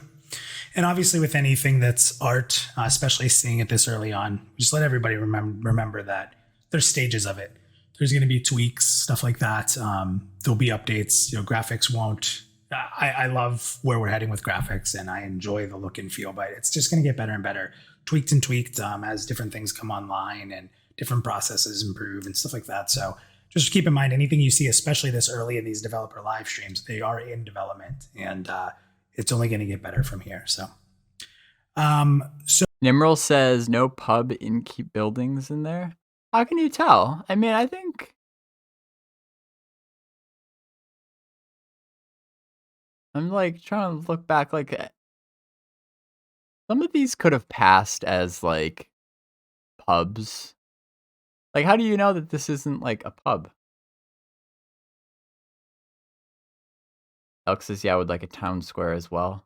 Yeah, Morgan says there's the well area. Yeah, if you go and watch Ko's streams, he's streamed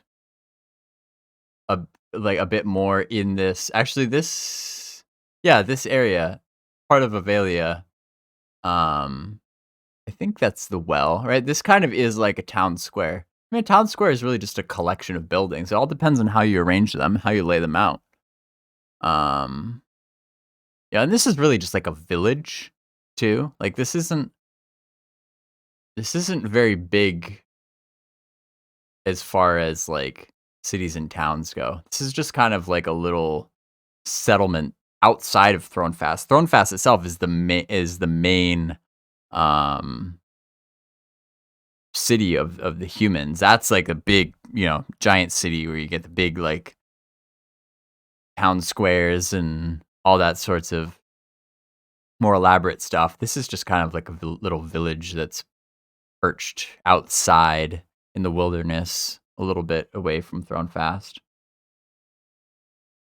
But yeah, if you could go in and watch those couple of co-streams that he's done. He's showed this area from quite a few different angles.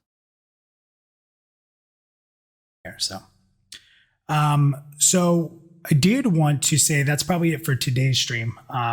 We'll talk about a couple of quick things here, but before I go, I do want to give one last thanks to our entire art department for their hard work across all these categories and working to get some of these assets we were able to put together for the stream. I loved that we had a lot of visuals today. I hope everybody enjoyed the visual aspects that we were able to provide today to our community. It's exciting to show progress. We said that to start. We want to show when we can and when it's right. But I do want to give one quick schedule change. So if you didn't see in Discord today, we'll be announcing it as well on our social media. But we will not be having Parting the Veil this month. Just some unseen circumstances came up. Nothing crazy, nothing to worry about. But obviously, David, we've talked a lot. Like our job is to make sure we're not negatively impacting development, that we're taking on the workload. All this content stuff typically comes from a very heavy workload from David, myself, and the NPR team. We obviously get assets and they help, but we try to make it as low impact to development. So sometimes stuff like this is going to happen. But the good news, and David, you kind of teased everybody.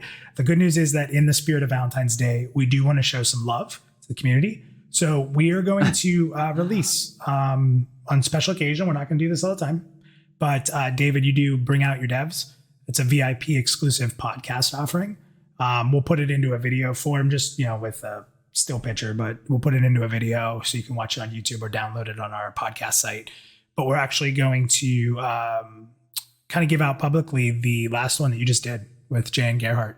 So for those that like to hear about lore, how it impacts the world, and like we even talked about tonight, like how it impacts the world building, actually impacts JN as well. So you can expect this release to be in the place next Thursday. So you probably see it sometime that day in the afternoon, a little earlier than the normal stream time. But do you want to give any more teases on what people can expect from that interview who haven't got to hear it? I mean, you know, JN's obviously never at a loss for words, so expect a lot of information. You know, but I think, like you said, I think that, you know, people know JN is sort of he's obviously our lead writer, and you know, he's obviously well versed in the lore because he created it. But on top of that, yeah. And in terms of not only just getting lore information, I think the you know, JN kind of breaks down a lot of the process of what it's like when, you know, he creates the lore and what the next steps are as far as how a point of interest, for instance, you know, how it goes from lore to actually arriving in game. I think he kind of talks about that a little bit. Plus you get to know JN a little bit, and he's a great guy. He's one of my favorite people. So I'm excited. I think it's an enjoyable substitute. And I think everyone will enjoy it. We're also going to put out a shorter form video for just the art, like a flow through the art, probably sometime next week as well. So for those that just kind of want to share something maybe smaller or really get into the art or look into it deeper, we'll put together a little quicker hit for everybody to check out just that section if they want. David, anything last that you want to wrap up with here? Well, are we allowed to talk about the next pre-alpha yet? Yeah, for sure. Okay, so let's he talk said about that alpha first. as part of that. The dates are, remind me. September 25th. September? Yeah. No. September, Saturday. I was reading it from Twitter. That would be really, Saturday. They'd be really upset if it was September. The next one is September. No, it's Saturday, February 25th through Sunday, February 26th. Another 24-hour stream. So that Saturday, it's going to start stream. Session. Play, whatever we want to call it, play test. It'll start at He's all over the place. Pacific Standard Time on Saturday, then run through Sunday at 10 o'clock Pacific Standard Time. So, do we know if character wipe or no character wipe? No character wipe, unless something absolutely crazy happens between now and then. No character wipe. So all the VIP testers that have been building up their characters a little bit, grinding through some levels, will be able to continue where they left off. Great, awesome. And if you even if you haven't played, now's a great time to get in. Yep. But let's see, what else do we have?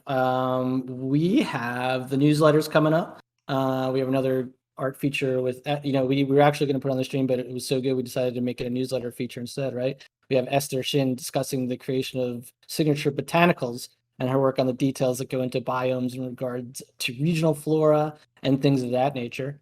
And of course, that newsletter will come with an alpha road map update, so don't miss that. Thank you everyone for joining us tonight and all the support you provide. We'll see you next month. Craft. Top is not here to say it, so I will. Onward and upward. Oh, there it is. He's in chat. He's definitely in chat. So okay. Show us some concept art. Yeah, just thanks everybody. Definitely onward and upward, and take care everyone. We hope you enjoyed the visuals tonight, and we'll see you with more content not too far from now. So thanks everybody, and we will see you soon. Oh, there's soon. Dang it, though. Oh, we hit a little second wind there at the end, but it was not quite enough. Oh, man.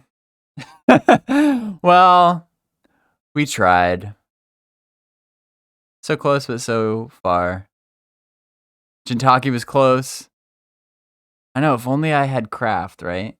Did anybody get bingo? I mean, there was potential there.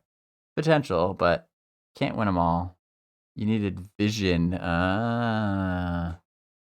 Did they say like visionary realms at any time?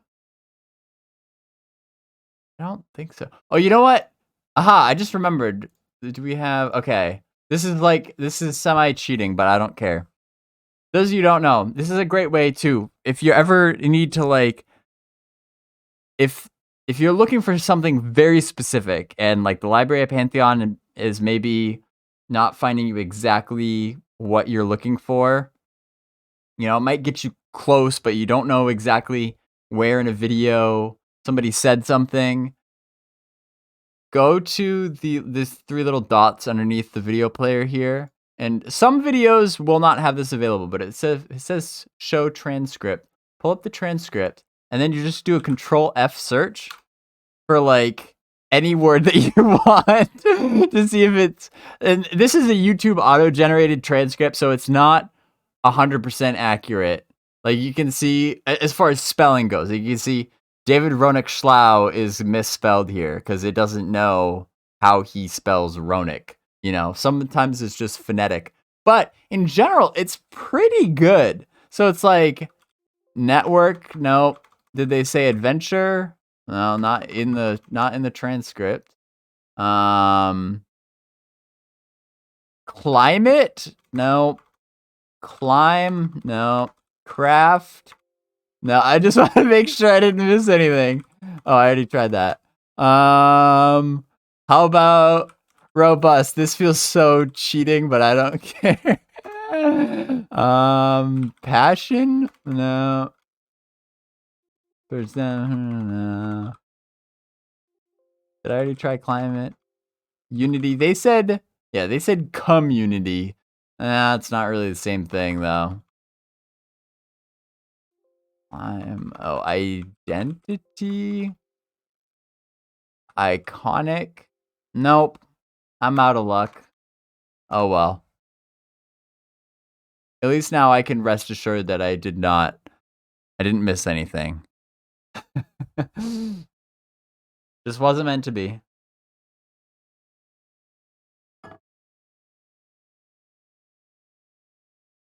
Oh, you're right. One of the animations did say combat idol. You're right. Oh, but I think they didn't say it though.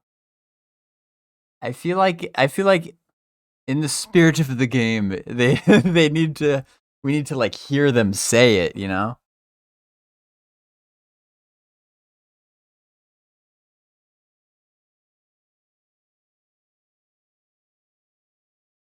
Boltar says, "Wait, you can take portions of words that hit your bingo."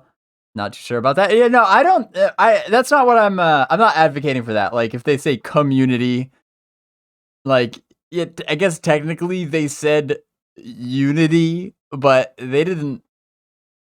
You know, again, it's the spirit of this very silly, pointless game. You know, like they didn't really say unity in the sense that we understand it. The only like form of that I would accept is when they say pre-alpha. Alpha is part of that. And so then I checked off alpha, although then later they did say alpha just on its own too, so. Nimrel says, are there any bingo rules? Technically, yes. When you go to the bingo hall on the library of Pantheon.com, there are some how to play rules. 3 very quick rules though. It doesn't go into a lot of detail, which is then why, you know, we can kind of like fudge the rules a little bit, but we all have to agree on it. That's how this works. If we all agree to break the rules together, then it's okay. Then that's how you make new rules. But it does say here, when you see or hear something in the video that's listed on your card, click on that square to exit out. Phrases and quotation marks need to be heard in the video. Click on X will remove it. Click and reset will clear all the X's on your card. So, when we go over here, yeah, things that are in quotation marks need to be heard. So, combat is in quotation marks, and we saw it, but we did not hear it. Now, if it like wasn't in quotation marks, then if we just see combat, whether it be like actual combat or just the word combat, then maybe that, you know, that would count, but whatever. Oh, well. What I think is more impressive, Nimrel says Nervo says we need a manual 50 pages long. 50 pages long to explain how to play Pantheon Bingo. Don't tempt me, man, because I write board game instruction manuals for when I produce board games. And some of them can get very long. I try to avoid it though. It's because again, I'm not gonna go off on this rabbit trail that's kind of irrelevant, but like I just gotta say, personally speaking, when you're playing like a board game, in this case, which I would call like Pantheon Bingo, it's kind of a board game. Nobody wants to freaking like sit down and read like this book to learn how to play a board game. Like if you get together with friends like at game night, like it's very rare that you have that one friend who actually cares enough to like read through the rule book to make sure you all understand how to play it correctly. And so it is best practice and I really abide by it closely. Like my favorite part of writing board game manuals actually is the editing portion and taking things out. It feels so good when you like realize that a sentence or something is not necessary. You can just rip it out. You can find a shorter way to say it because like the quicker the rules, the better the game. That is my opinion. That's just my own little soapbox rant that I know that's not what you're asking, but I just felt like saying that. Easy. Everybody loves quick and easy rules. And again, the important part though is that like when you get together for a game night, playing games with your friends, it's okay if you maybe don't play it exactly the way that it was intended in the rule book, as long as you're all having fun together. That's what matters. And that's what Pantheon Bingo is all about, really, at the end of the day. Just have fun. So even if we just kind of like fudge the rules a little bit, as long as we all agree that it's fair and we're all having fun, that's what it's all about. I will say, from a board game design perspective, it can be very difficult, very cringy sometimes to like let people, when you're doing a play test, you let people maybe not play exactly the way that it's written in the book because maybe they missed something, and they're not playing it exactly as intended, and it pains you as a designer because you're like, no, I designed it, I crafted it so perfectly, and then they're not doing it right. You know, that's tough as a designer. Speaking from personal experience, when you like design this game and you think, and the rules are so perfect, and you think you've typed them out in a way that is perfectly easily understood, nobody could ever misinterpret anything, and then you're just watching. You don't want to interfere with the play test because you want to see how it's played organically, because you know, when the game gets published, it's on the shelf and people are playing it at home, they're not going to have the designer there to watch over their shoulder and make sure they're doing it correctly. You got to just let it happen, but it's tough. It's tough to let that happen. What were we even talking about? Completely. See, this is what's impressive though about you folk, is that here I was at the beginning of the stream saying, this isn't going to be a very long stream. The dev video was only 33 minutes and 54 seconds long, and here we are. We've been live for like over 2 hours. We quadrupled the duration of the video. If this was an hour-long Pantheon video, we very well may have hit the fabled 4-hour mark, but alas, we did not. But still, it was a good time, and as usual, we covered all sorts of topics. You even got me freaking talking about writing board game instruction manuals. That's another topic for another day. Walther says, is board game design your day job? No, I wish. That would be awesome. But no, just another hobby. Something my brother got me into as well. My brother and my sister-in-law design board games, have published board games. And and I've gotten into it as well. We play test each other's games.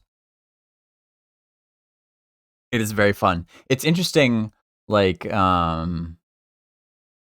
thinking of, being pretty familiar with the process of developing a board game from start to finish. It's interesting then equating that to watching a video game get developed from start to finish. It's it's funny when talking about like, playtesting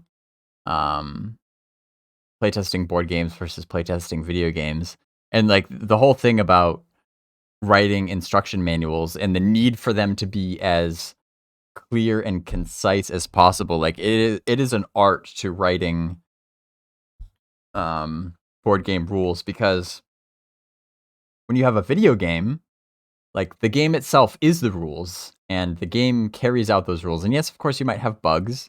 But the player just has to play the game, and the game runs everything else, like the systems and the combat and everything. Whereas when you have a board game, the players are not only playing the game, but they're also essentially the computer of the game. And if there's any sort of like, tasks or like something, like counting that needs to happen at the end of a round or something, the players need to do that upkeep as well as playing their own turns. And so it's kind of interesting.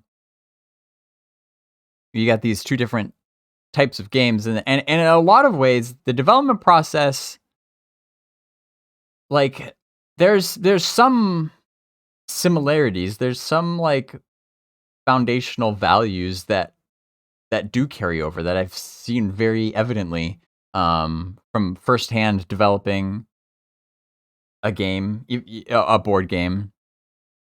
Even like even when it comes down to like crowdfunding board games, and as an indie, because again, I don't do it professionally. I'm just an independent designer, I guess you could say.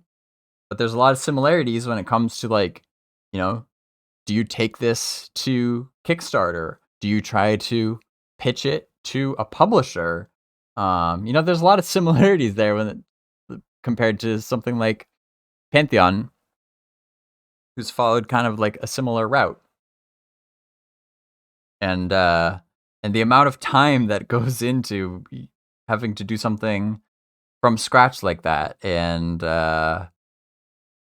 conceptualizing it and prototyping it and realizing that your prototype sucks and having to start over and going through all these different iterations and playtesting it as you go, and getting, a lot of good feedback and getting a lot of feedback that you don't want to hear, and all that sorts of stuff. Like there's definitely some similarities. The big difference though is that an MMO is a way, way, way much larger scale project than a board game, and much more expensive and requiring so much more content and stuff. But it's funny though, the parallels that I've seen, even with a game. There's a board game that I have been working on. It's a pretty ambitious board game.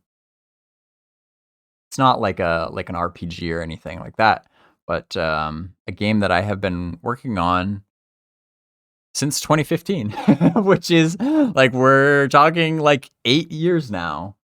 And that's a long time.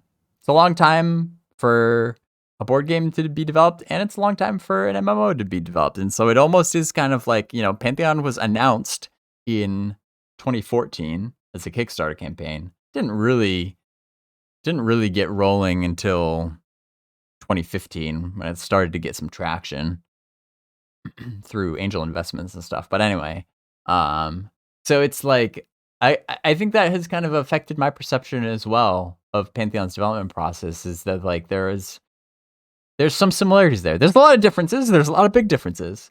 But it's like, I don't know, I can almost kind of like relate in a way. to having this this board game that I have been working on. And sometimes, again, because for me it's just a hobby, sometimes I set it aside for a little bit, and I'll pull it back out, work on it some more and stuff. It's just kind of like a side project, but at the same time, there's some parallels there. Working on it's a game that I am very proud of, and I think really needs to get published, but it's very ambitious and it would be kind of expensive to mass produce, and has been I've talked to some publishers about it, to varying degrees of success, but it's not a super easy sell. Like you have like a card game or something. Let's say you come up with like a really good card game that's literally, basically just like a deck of cards. That's super easy to produce. And it's going to be much easier for a publisher to sign on to that because it's pretty low risk. You know what I mean? It's cheap to produce, but if it's good, if it takes off, then that's great. But the game that I'm designing has a little bit more overhead than that. But I personally believe it will be worth it because I think it's very unique and it's very fun, and we've been working on it for a long time, and the playtesting has been going really, really good. Getting a lot of positive feedback on it. But it can still it's difficult though to convey that to somebody else, especially a publisher who has to sign on to it and put their own money and reputation on the line. It's hard to convey the vision that you have to somebody else like a publisher, and in that respect, I really I can really see where VR is coming from when you have this thing that you have worked on and struggled through for a long time, and you really, really believe that it needs to be made, it needs to be experienced by the public, and it and the way that you have envisioned it and created it is how it needs to be, and you're not willing to compromise on that. It can be tough. It can be tough to have somebody else see that vision the way that you see it.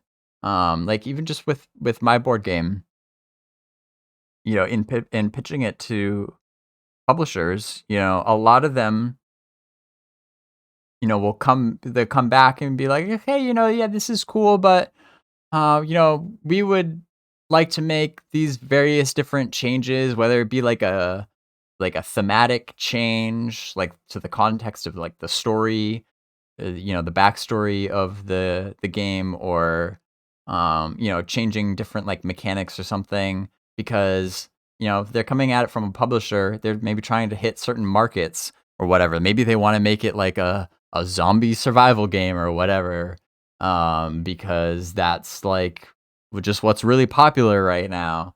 But and you're like, okay, yeah, we could sign this contract and strike a deal, but like I don't want it to be a zombie survival game. Like that's not what it is. That would compromise the integrity of the game. And in some ways, yes, you do need to be willing to you need to know what you're willing to compromise on. Like, okay, maybe change the names of a few things here if you need to, whatever, change some art if you need to.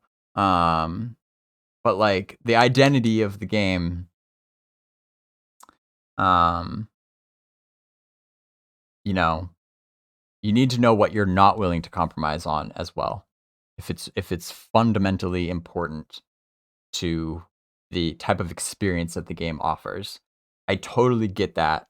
That is applicable in board game design, and I've seen that applicable in Pantheon's development as well. So yeah, just a little bit on that. As a side note, hey, if any of you happen to have connections with publishers in the board game industry, please hit me up. I would love to talk to them. Send me a message.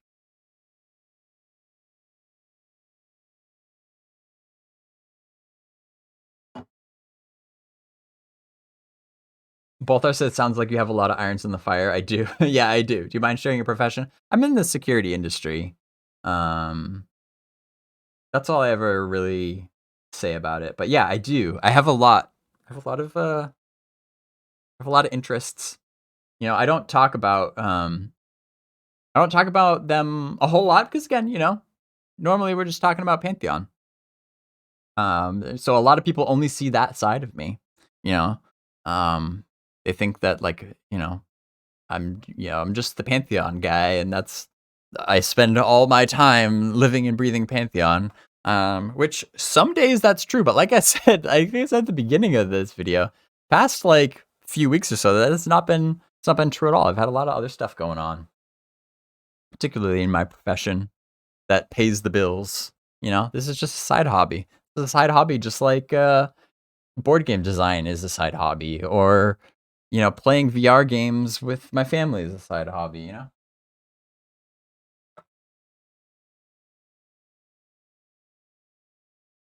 But that's just how it is, you know? We're all people. We're all, you know, we're all icebergs. There's a lot more under the surface. I don't talk about it a whole lot, but I am happy to. Especially when there's crossovers like things like this. Like, again, I don't even know how we freaking got talking about this. I think it was Nimrel. I blame Nimrel talking about writing rules for things. But yeah, like there's a lot of crossover between board game development and video game development, and that's why I always recommend, like, go through that process yourself if you haven't already. If you haven't had the experience of getting a creative idea that you that really excites you, that you really think, you know, needs to come to fruition, even if it's just something small scale, like start small, but be mindful of that process and go for it, and really get a feel for what it's like to take something from idea to implementation, and you know, and pay attention to what that process is like, because I think it will help give you a lot of perspective for a lot of things, including you'll start to notice how much of a struggle it can be at times. And again, you'll start to see those things, especially if you've been following Pantheon for a while, and some things might kind of like remind you of Pantheon if you look at it in the right light. You know, the difference is that most people's like creative ambitions and stuff like will go on behind closed doors. You know, again, I hardly talk about this board game that I've been designing for the past 8 years, except for people, you know, close to me that I trust and that help me with it. You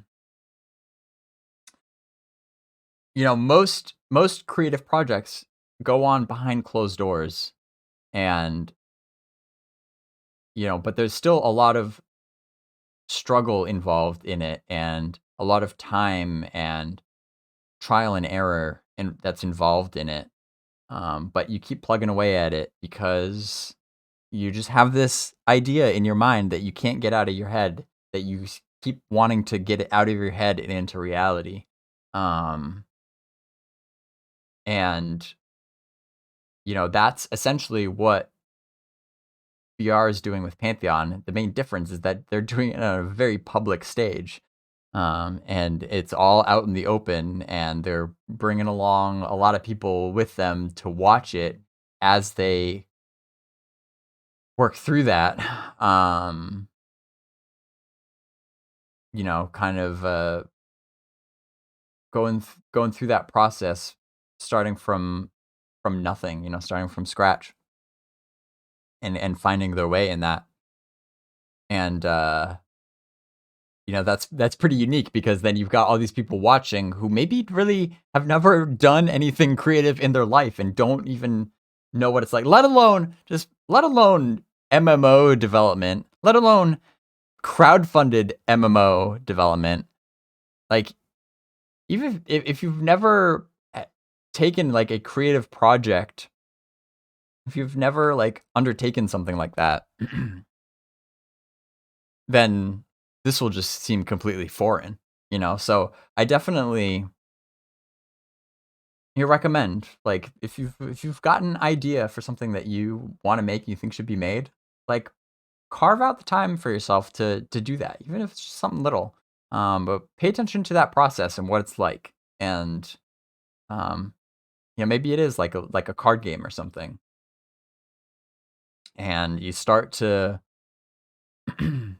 like conceptualize it, and when you get to a prototype, and you'll realize that the best way to play test like a little card game is not to jump straight to like the artwork and how are these cards gonna look, and like, I'm gonna dump hundreds of hours or into either making my own art that's beautiful exactly how I imagined it, or I'm gonna pay somebody thousands of dollars to create this art, this beautiful art for these cards, and then you get them, and then you start play testing it, and then you realize, like, oh, the way that I had written it down actually is like kind of broken, doesn't really work. There's all sorts of these like combos that are way too overpowered, or there's mechanics that just kind of like fall apart. There's these contingencies, like, oh, I didn't take into consideration if this happens, then like there's no explanation for what to do next. And then you're like, oh, okay, I need to really kind of go back to the drawing board here and rewrite a lot of these cards. And then, oh, like, if I rewrite them, then the art that I made for them doesn't really make sense. So it's like, oh, now I wasted all that time and money on the art. You could start to kind of see, some similarities there. Even just something as basic as a card game. A lot of the same general rules, general principles, and best practices of when you start to actually iterate on that. Kind of some of those like bells will go off in your mind. And so like, oh, yeah, that's why the Pantheon devs did it that way. Maybe that's why they started with, very, very basic looking art. Because, so like when I am prototyping a card game, I do it on blank business cards. You can buy them by bulk at like Staples or something. Blank, just tiny, like 2-inch by 3-inch business cards or whatever they are. And you just pull out a little mechanical pencil and you just write them. You just scribble all the rules, and then once you got that, then you play test it. It's very, it looks very crude, may not be very immersive, but you can at least play test the mechanics and make sure, does it actually work?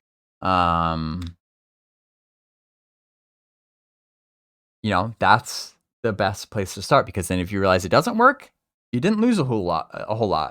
They're just blank business cards, and you can just erase them and rewrite it really easily, and you can start iterating until you make sure it gets to a point where it's actually fun. If it's fun without art, without all this beautiful artwork, then you're onto something. And then that's when you can start to kind of like taking it to the next level, et cetera, et cetera. Walther says, did you happen to see my question about your PAX East 2018 video above? Oh, no, I didn't see that. Do you know if Lynn Ashworth and some of the other VR employees from PAX East 2018 video are still with the company? Lynn Ashworth is not with the company anymore. I don't know exactly when she left. But I know she's not. Easy way to check that, by the way, go to the pantheonmmo.com, hit the team at the bottom, and then, I mean, this shows you the current list of team members. They keep this pretty up to date, not 100%. As far as like, it might take some time for them to add or remove people, but all the additional contributors here at the bottom, these are people that, like, they have contributed to the project in the past, but they're not on the team anymore. Like Lynn Ashworth is on the team there. Tim Wathen, yeah, is right there. That's Convo. He was at PAX East 2018. I'm still somewhat optimistic that he is going to return at some point. I think he just had some real life stuff that came up, if I remember correctly. Kind of took him away from the project, but he very well may come back. I mean, I wouldn't hold your breath, but that's my understanding. Who else was there at PAX? Obviously, Brad was there. He passed away, which is very sad. That was the last time that I saw him. Very fortunate to have been able to see him and interview him there briefly at PAX. Chris Perkins was there. Obviously, he's still on the team. Ben Dean was there. He's still on the team.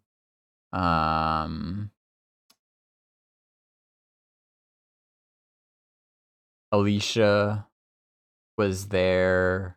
She's no longer on the team. She's an additional contributor. She was kind of a lesser known. She was kind of like an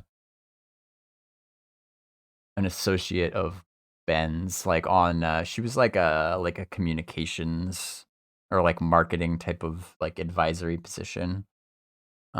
She wasn't on the team for very long. Community. She was never really like very well known by the community, but she was there.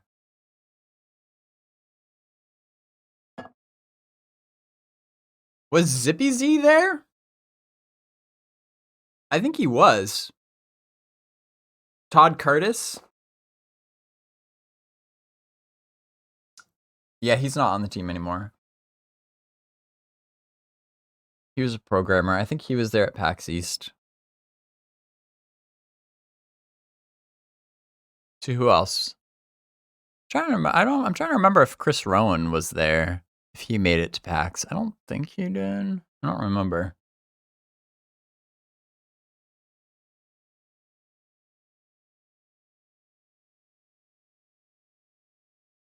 Z Weapon says, "Oh man, I wish I knew Pantheon was at PAX East 2018. Have they done any other cons since?" No, they haven't. And that was a long time ago now. It feels like just yesterday to me. They had a small booth. They had a pretty small booth. Because again, they have a pretty limited marketing budget. Their money goes to they're focused on developing the game, not like huge marketing pushes. But they were there. They had a small booth. It was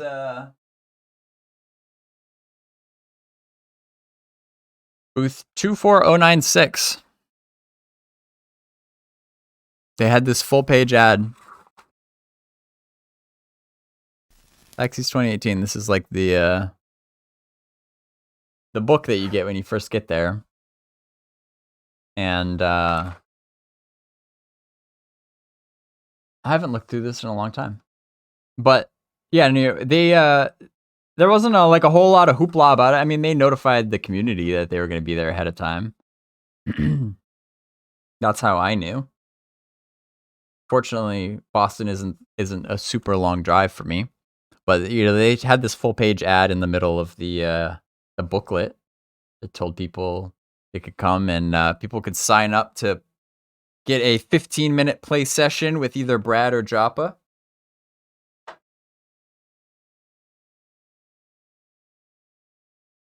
You had to sign up ahead of time because obviously there's a lot of people that wanted to do that. I had the opportunity to play for 15 minutes with Joppa. We did a run through Black Rose Keep. That was the world premiere of Black Rose Keep. And just quick little mini boss run. And we killed that lieutenant. Oh, dang it. Why can't I remember the name of that boss? It's embarrassing. I used to know it. Like off the top of my head. That just goes to show I haven't thought about that in a while. Oh, it's on the tip of my tongue. Lieutenant. Ah, oh, dang it, that's gonna bother me now. But anyway, yeah, that was one of those great experiences. You know, sitting side by side with Joppa, and I mean, you can't have a better guy like to do a boss run with, tactically speaking, because as the creative director, like, I mean, he knows. Joppa is very good at the game, which should not come as a surprise because he knows it inside and out. So he kind of carried me on that run there. That was a tough boss, but we did make it. And then there were some other devs that were like logged in that were like playing from home, basically. So you still had like a full group. Even devs that like weren't there at the con were like logged into the game to like, you know, help fill out the group on these like quick little dungeon runs. Fiona Rydia. Did I just pull that out of my butt?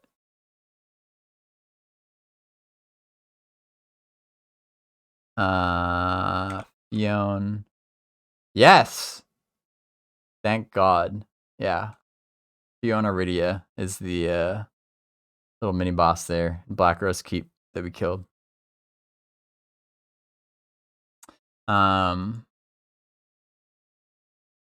Yeah, that was good times. Good times. Bolthar says, how did it feel being out in the middle of the con with that sign? That's really putting yourself out there. Yeah, that is. That was really putting myself out there. And it took some pushing myself, to be honest. I'm not gonna lie. Because that is kind of like, it is kind of like out of my comfort zone in a way, to just like approach random people and just like force a conversation with them, because like in general, like I just kind of assume that most people like just want to kind of like mind their own business and just be left alone and go about their life, and they don't want to, you know, they don't want to be like solicited. You know, and that's just kind of like my general perspective. But for that, you know, I was like, you know, we're there. We didn't really have much else to do that day, so I was like, well, we're here. Like, we might as well like get some content. You know, like let's just have some fun with that. So that's where we came up with the Trust in Pantheon sign. Since we're talking about it, you got me talking.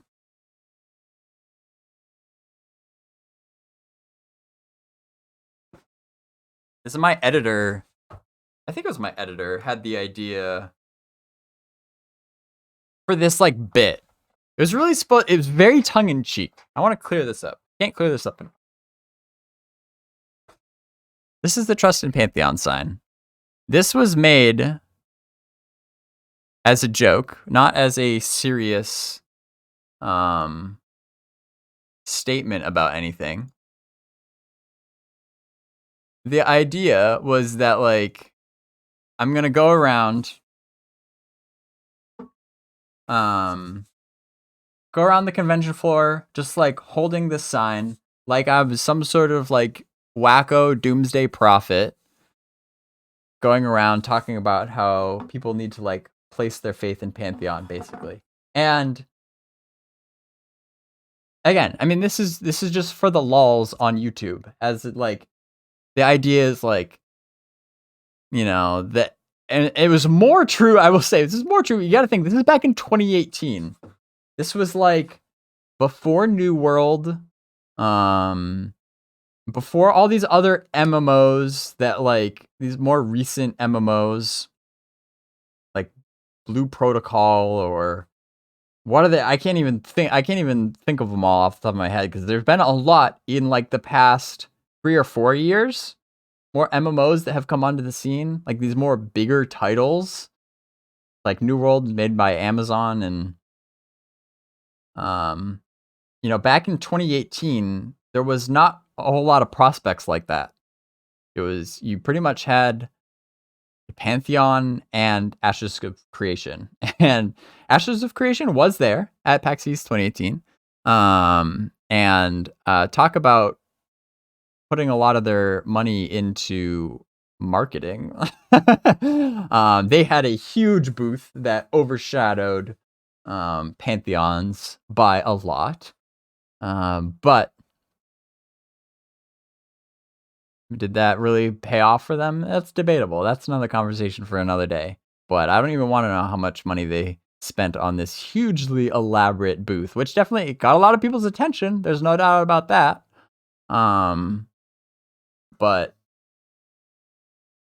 yeah, they were there with a lot of fanfare. And so it's, pretty much you get Pantheon and Ashes of Creation, really the main 2 MMOs that were publicly in development at that time. And so it's like, okay, we're going to go, it's like MMO genre is dying, it's common sentiment. And then it's like, trust in Pantheon to be the MMO that will like, breathe some life back into the genre. That was pretty much all it was. And so, I walked around, talked to some people about Pantheon to varying degrees of success. Some were interested in it, some were not at all interested in it. But it was just like, I don't know. I was still a pretty like novice YouTuber, certainly very novice vlogger. It was just for fun. It was kind of unfortunate that as time went on, people started, obviously it got made into all sorts of different memes and stuff, whatever, which is good. But then like over time, people started associating that trust in Pantheon phrase with me and kind of conflating it and it started to take on more meanings. Like, it says trust in Pantheon. I want to be clear. It doesn't say trust in Visionary Realms. It doesn't say blindly follow Visionary Realms and everything they say and do. It just says trust in Pantheon. And I feel like there's a difference there. But I did also take the opportunity to have the devs who were there, some of the devs that were there, sign it. Oh, so there's, she signed it as Princess Lynn. That's Lynn Ashworth. The Ben Dean, we got Airdune, Tim, getting backwards. Tim Convo, Wathan was up there. Oh, I forgot Ronick was there. Of course. Ronick was there at TwitchCon and PAX East 2017. Ronick, I'm sorry. How could I forget that you were there as well? Obviously, he's still on the team.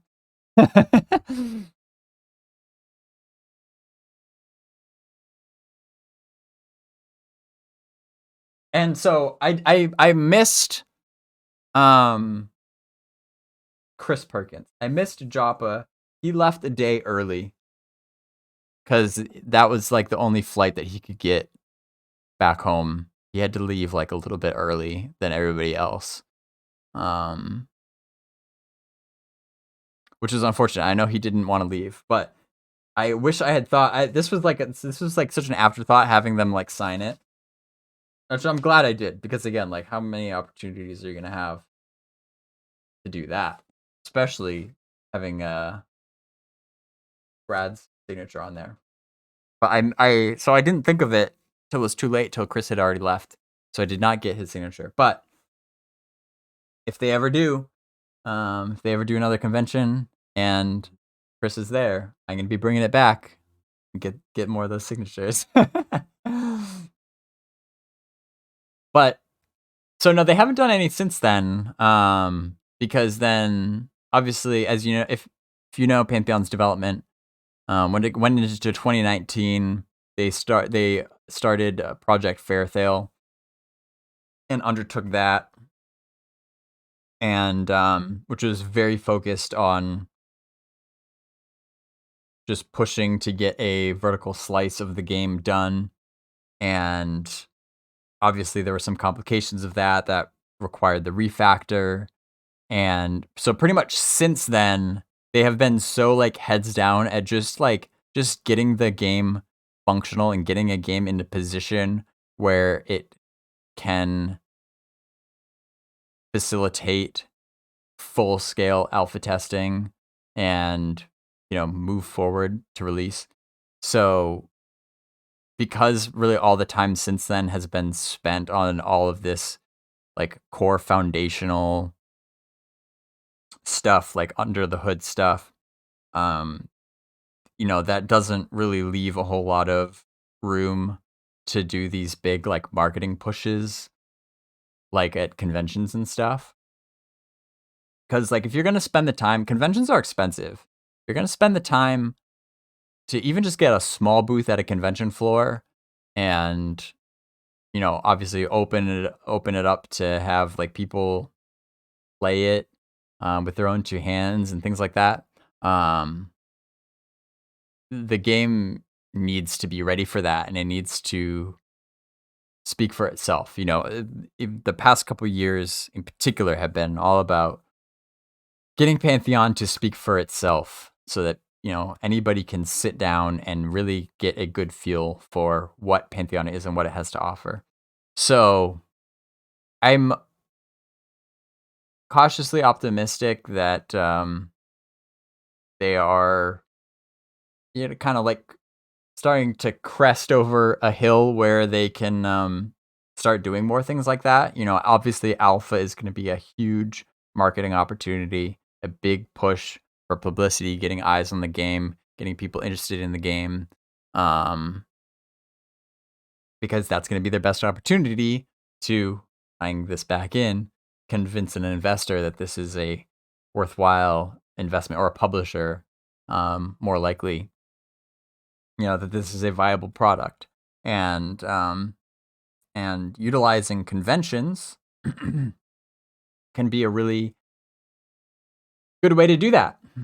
Even going back to board games as well. I've gone to board game conventions to, use that as a way to calibrate, get a feel for how many people are actually interested in your game, and also network with investors and publishers in real time, face to face. That's a good place you can meet publishers at conventions, and they can actually just like right there, just see your game and maybe play it. So that is true in the board game world, and as far as I can tell, that's true in the video game world as well. And so, when they start getting closer to that alpha milestone, then yeah, I would start thinking it's more likely for them to want to get back in the convention circuit again. Bolthar says, who'd you go with? I just went with, it's just me and my editor, Sean. He's my right-hand man. He's been with me since the beginning, back in 2017. He's really the co-founder of BazgrimTV. He stays behind the scenes more, but none of this would be possible if it weren't for him. He did not go with me to TwitchCon because logistically it just wasn't possible. That was a bit longer of a trip out to California. But yeah, he was able to make it with me to Boston, which was really great because he was able to do like the videography for the vlogging. Like when I was at TwitchCon, it's like my first time vlogging too, and it was basically just like me with my phone, just like recording myself. I don't even think I had like a selfie stick. Basically, it's just all vlogging from my phone. And then when we go to PAX East, Sean was there with me, and he had a much better camera, and he was able to record from his perspective, which was really, really fun and allowed us to do a lot more cool things like the sign video and stuff like that. And then at the end of each day, we would go back to his apartment because he lived closer. We'd go to his apartment, download the footage, get working on editing it and all that sorts of good stuff, as opposed to like when I was at TwitchCon, you know, I was out there alone, and so then like when I get back to my hotel, I had to like you know, download it, but then like get it onto like Dropbox and send it back to him, and then he would like edit it from his house and then like send it back to me, which like it worked. We got it done, but it's a little different. But yeah, man, none of that would be possible. None of this would be possible without Sean and his magic behind the scenes. It was so awesome too with the vlogs, with that first series of vlogs. I still love going back and watching those. And he did a really good job. He did almost like pretty much the entirety of the editing by himself without really any like direction at all, because he has more experience with that style of video. So I just like sent him the footage and like, here, take it and run, and that's what he came up with.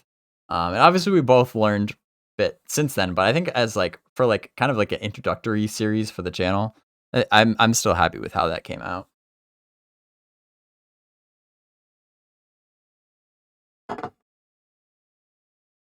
So yeah, good stuff. I could talk about that all day too. Lots of good memories, lots of good times. So thank you for asking. Again, we pushed it almost a whole nother hour. Look what you guys did. We're pushing like 3 hours now. Yeah, crazy. I really should wrap it up there though, on that note, on that nice nostalgic note. If you haven't already, go head over to youtube.com/BazgrimTV and give those old school videos a watch. See what we're talking about back in TwitchCon and PAX. Watch those vlogs. See a whole different side of things. It's good stuff. Like I said, as a reminder, we will not be back here next week for a watch party of Parting the Veil. Maybe I could come up with a better name for that, like watch parting the veil, watch party the veil. Nah, I don't know. We'll have to workshop that one. So that's it for streams this month, unless something like unexpected comes up. And like I said, if there's any big news that comes out of the newsletter at the end of the month, we'll do a Baz Flash on that on YouTube, a little YouTube short. But other than that, yep, that's going to be it for me. Hope to see you all around. Hopefully we can get one of these gameplay videos in, you know, a live stream of pre-alpha here in the foreseeable future. That would be a good time. So we'll look forward to that. Stay in touch. Again, thank you everybody for tuning in here today, hanging out with me, asking all sorts of great questions. I really enjoyed it. Schmonite says, watch Partying the Veil. There it is. I think we're going to go with that. All right. With that, everybody, please stay safe, stay curious, and adventure on.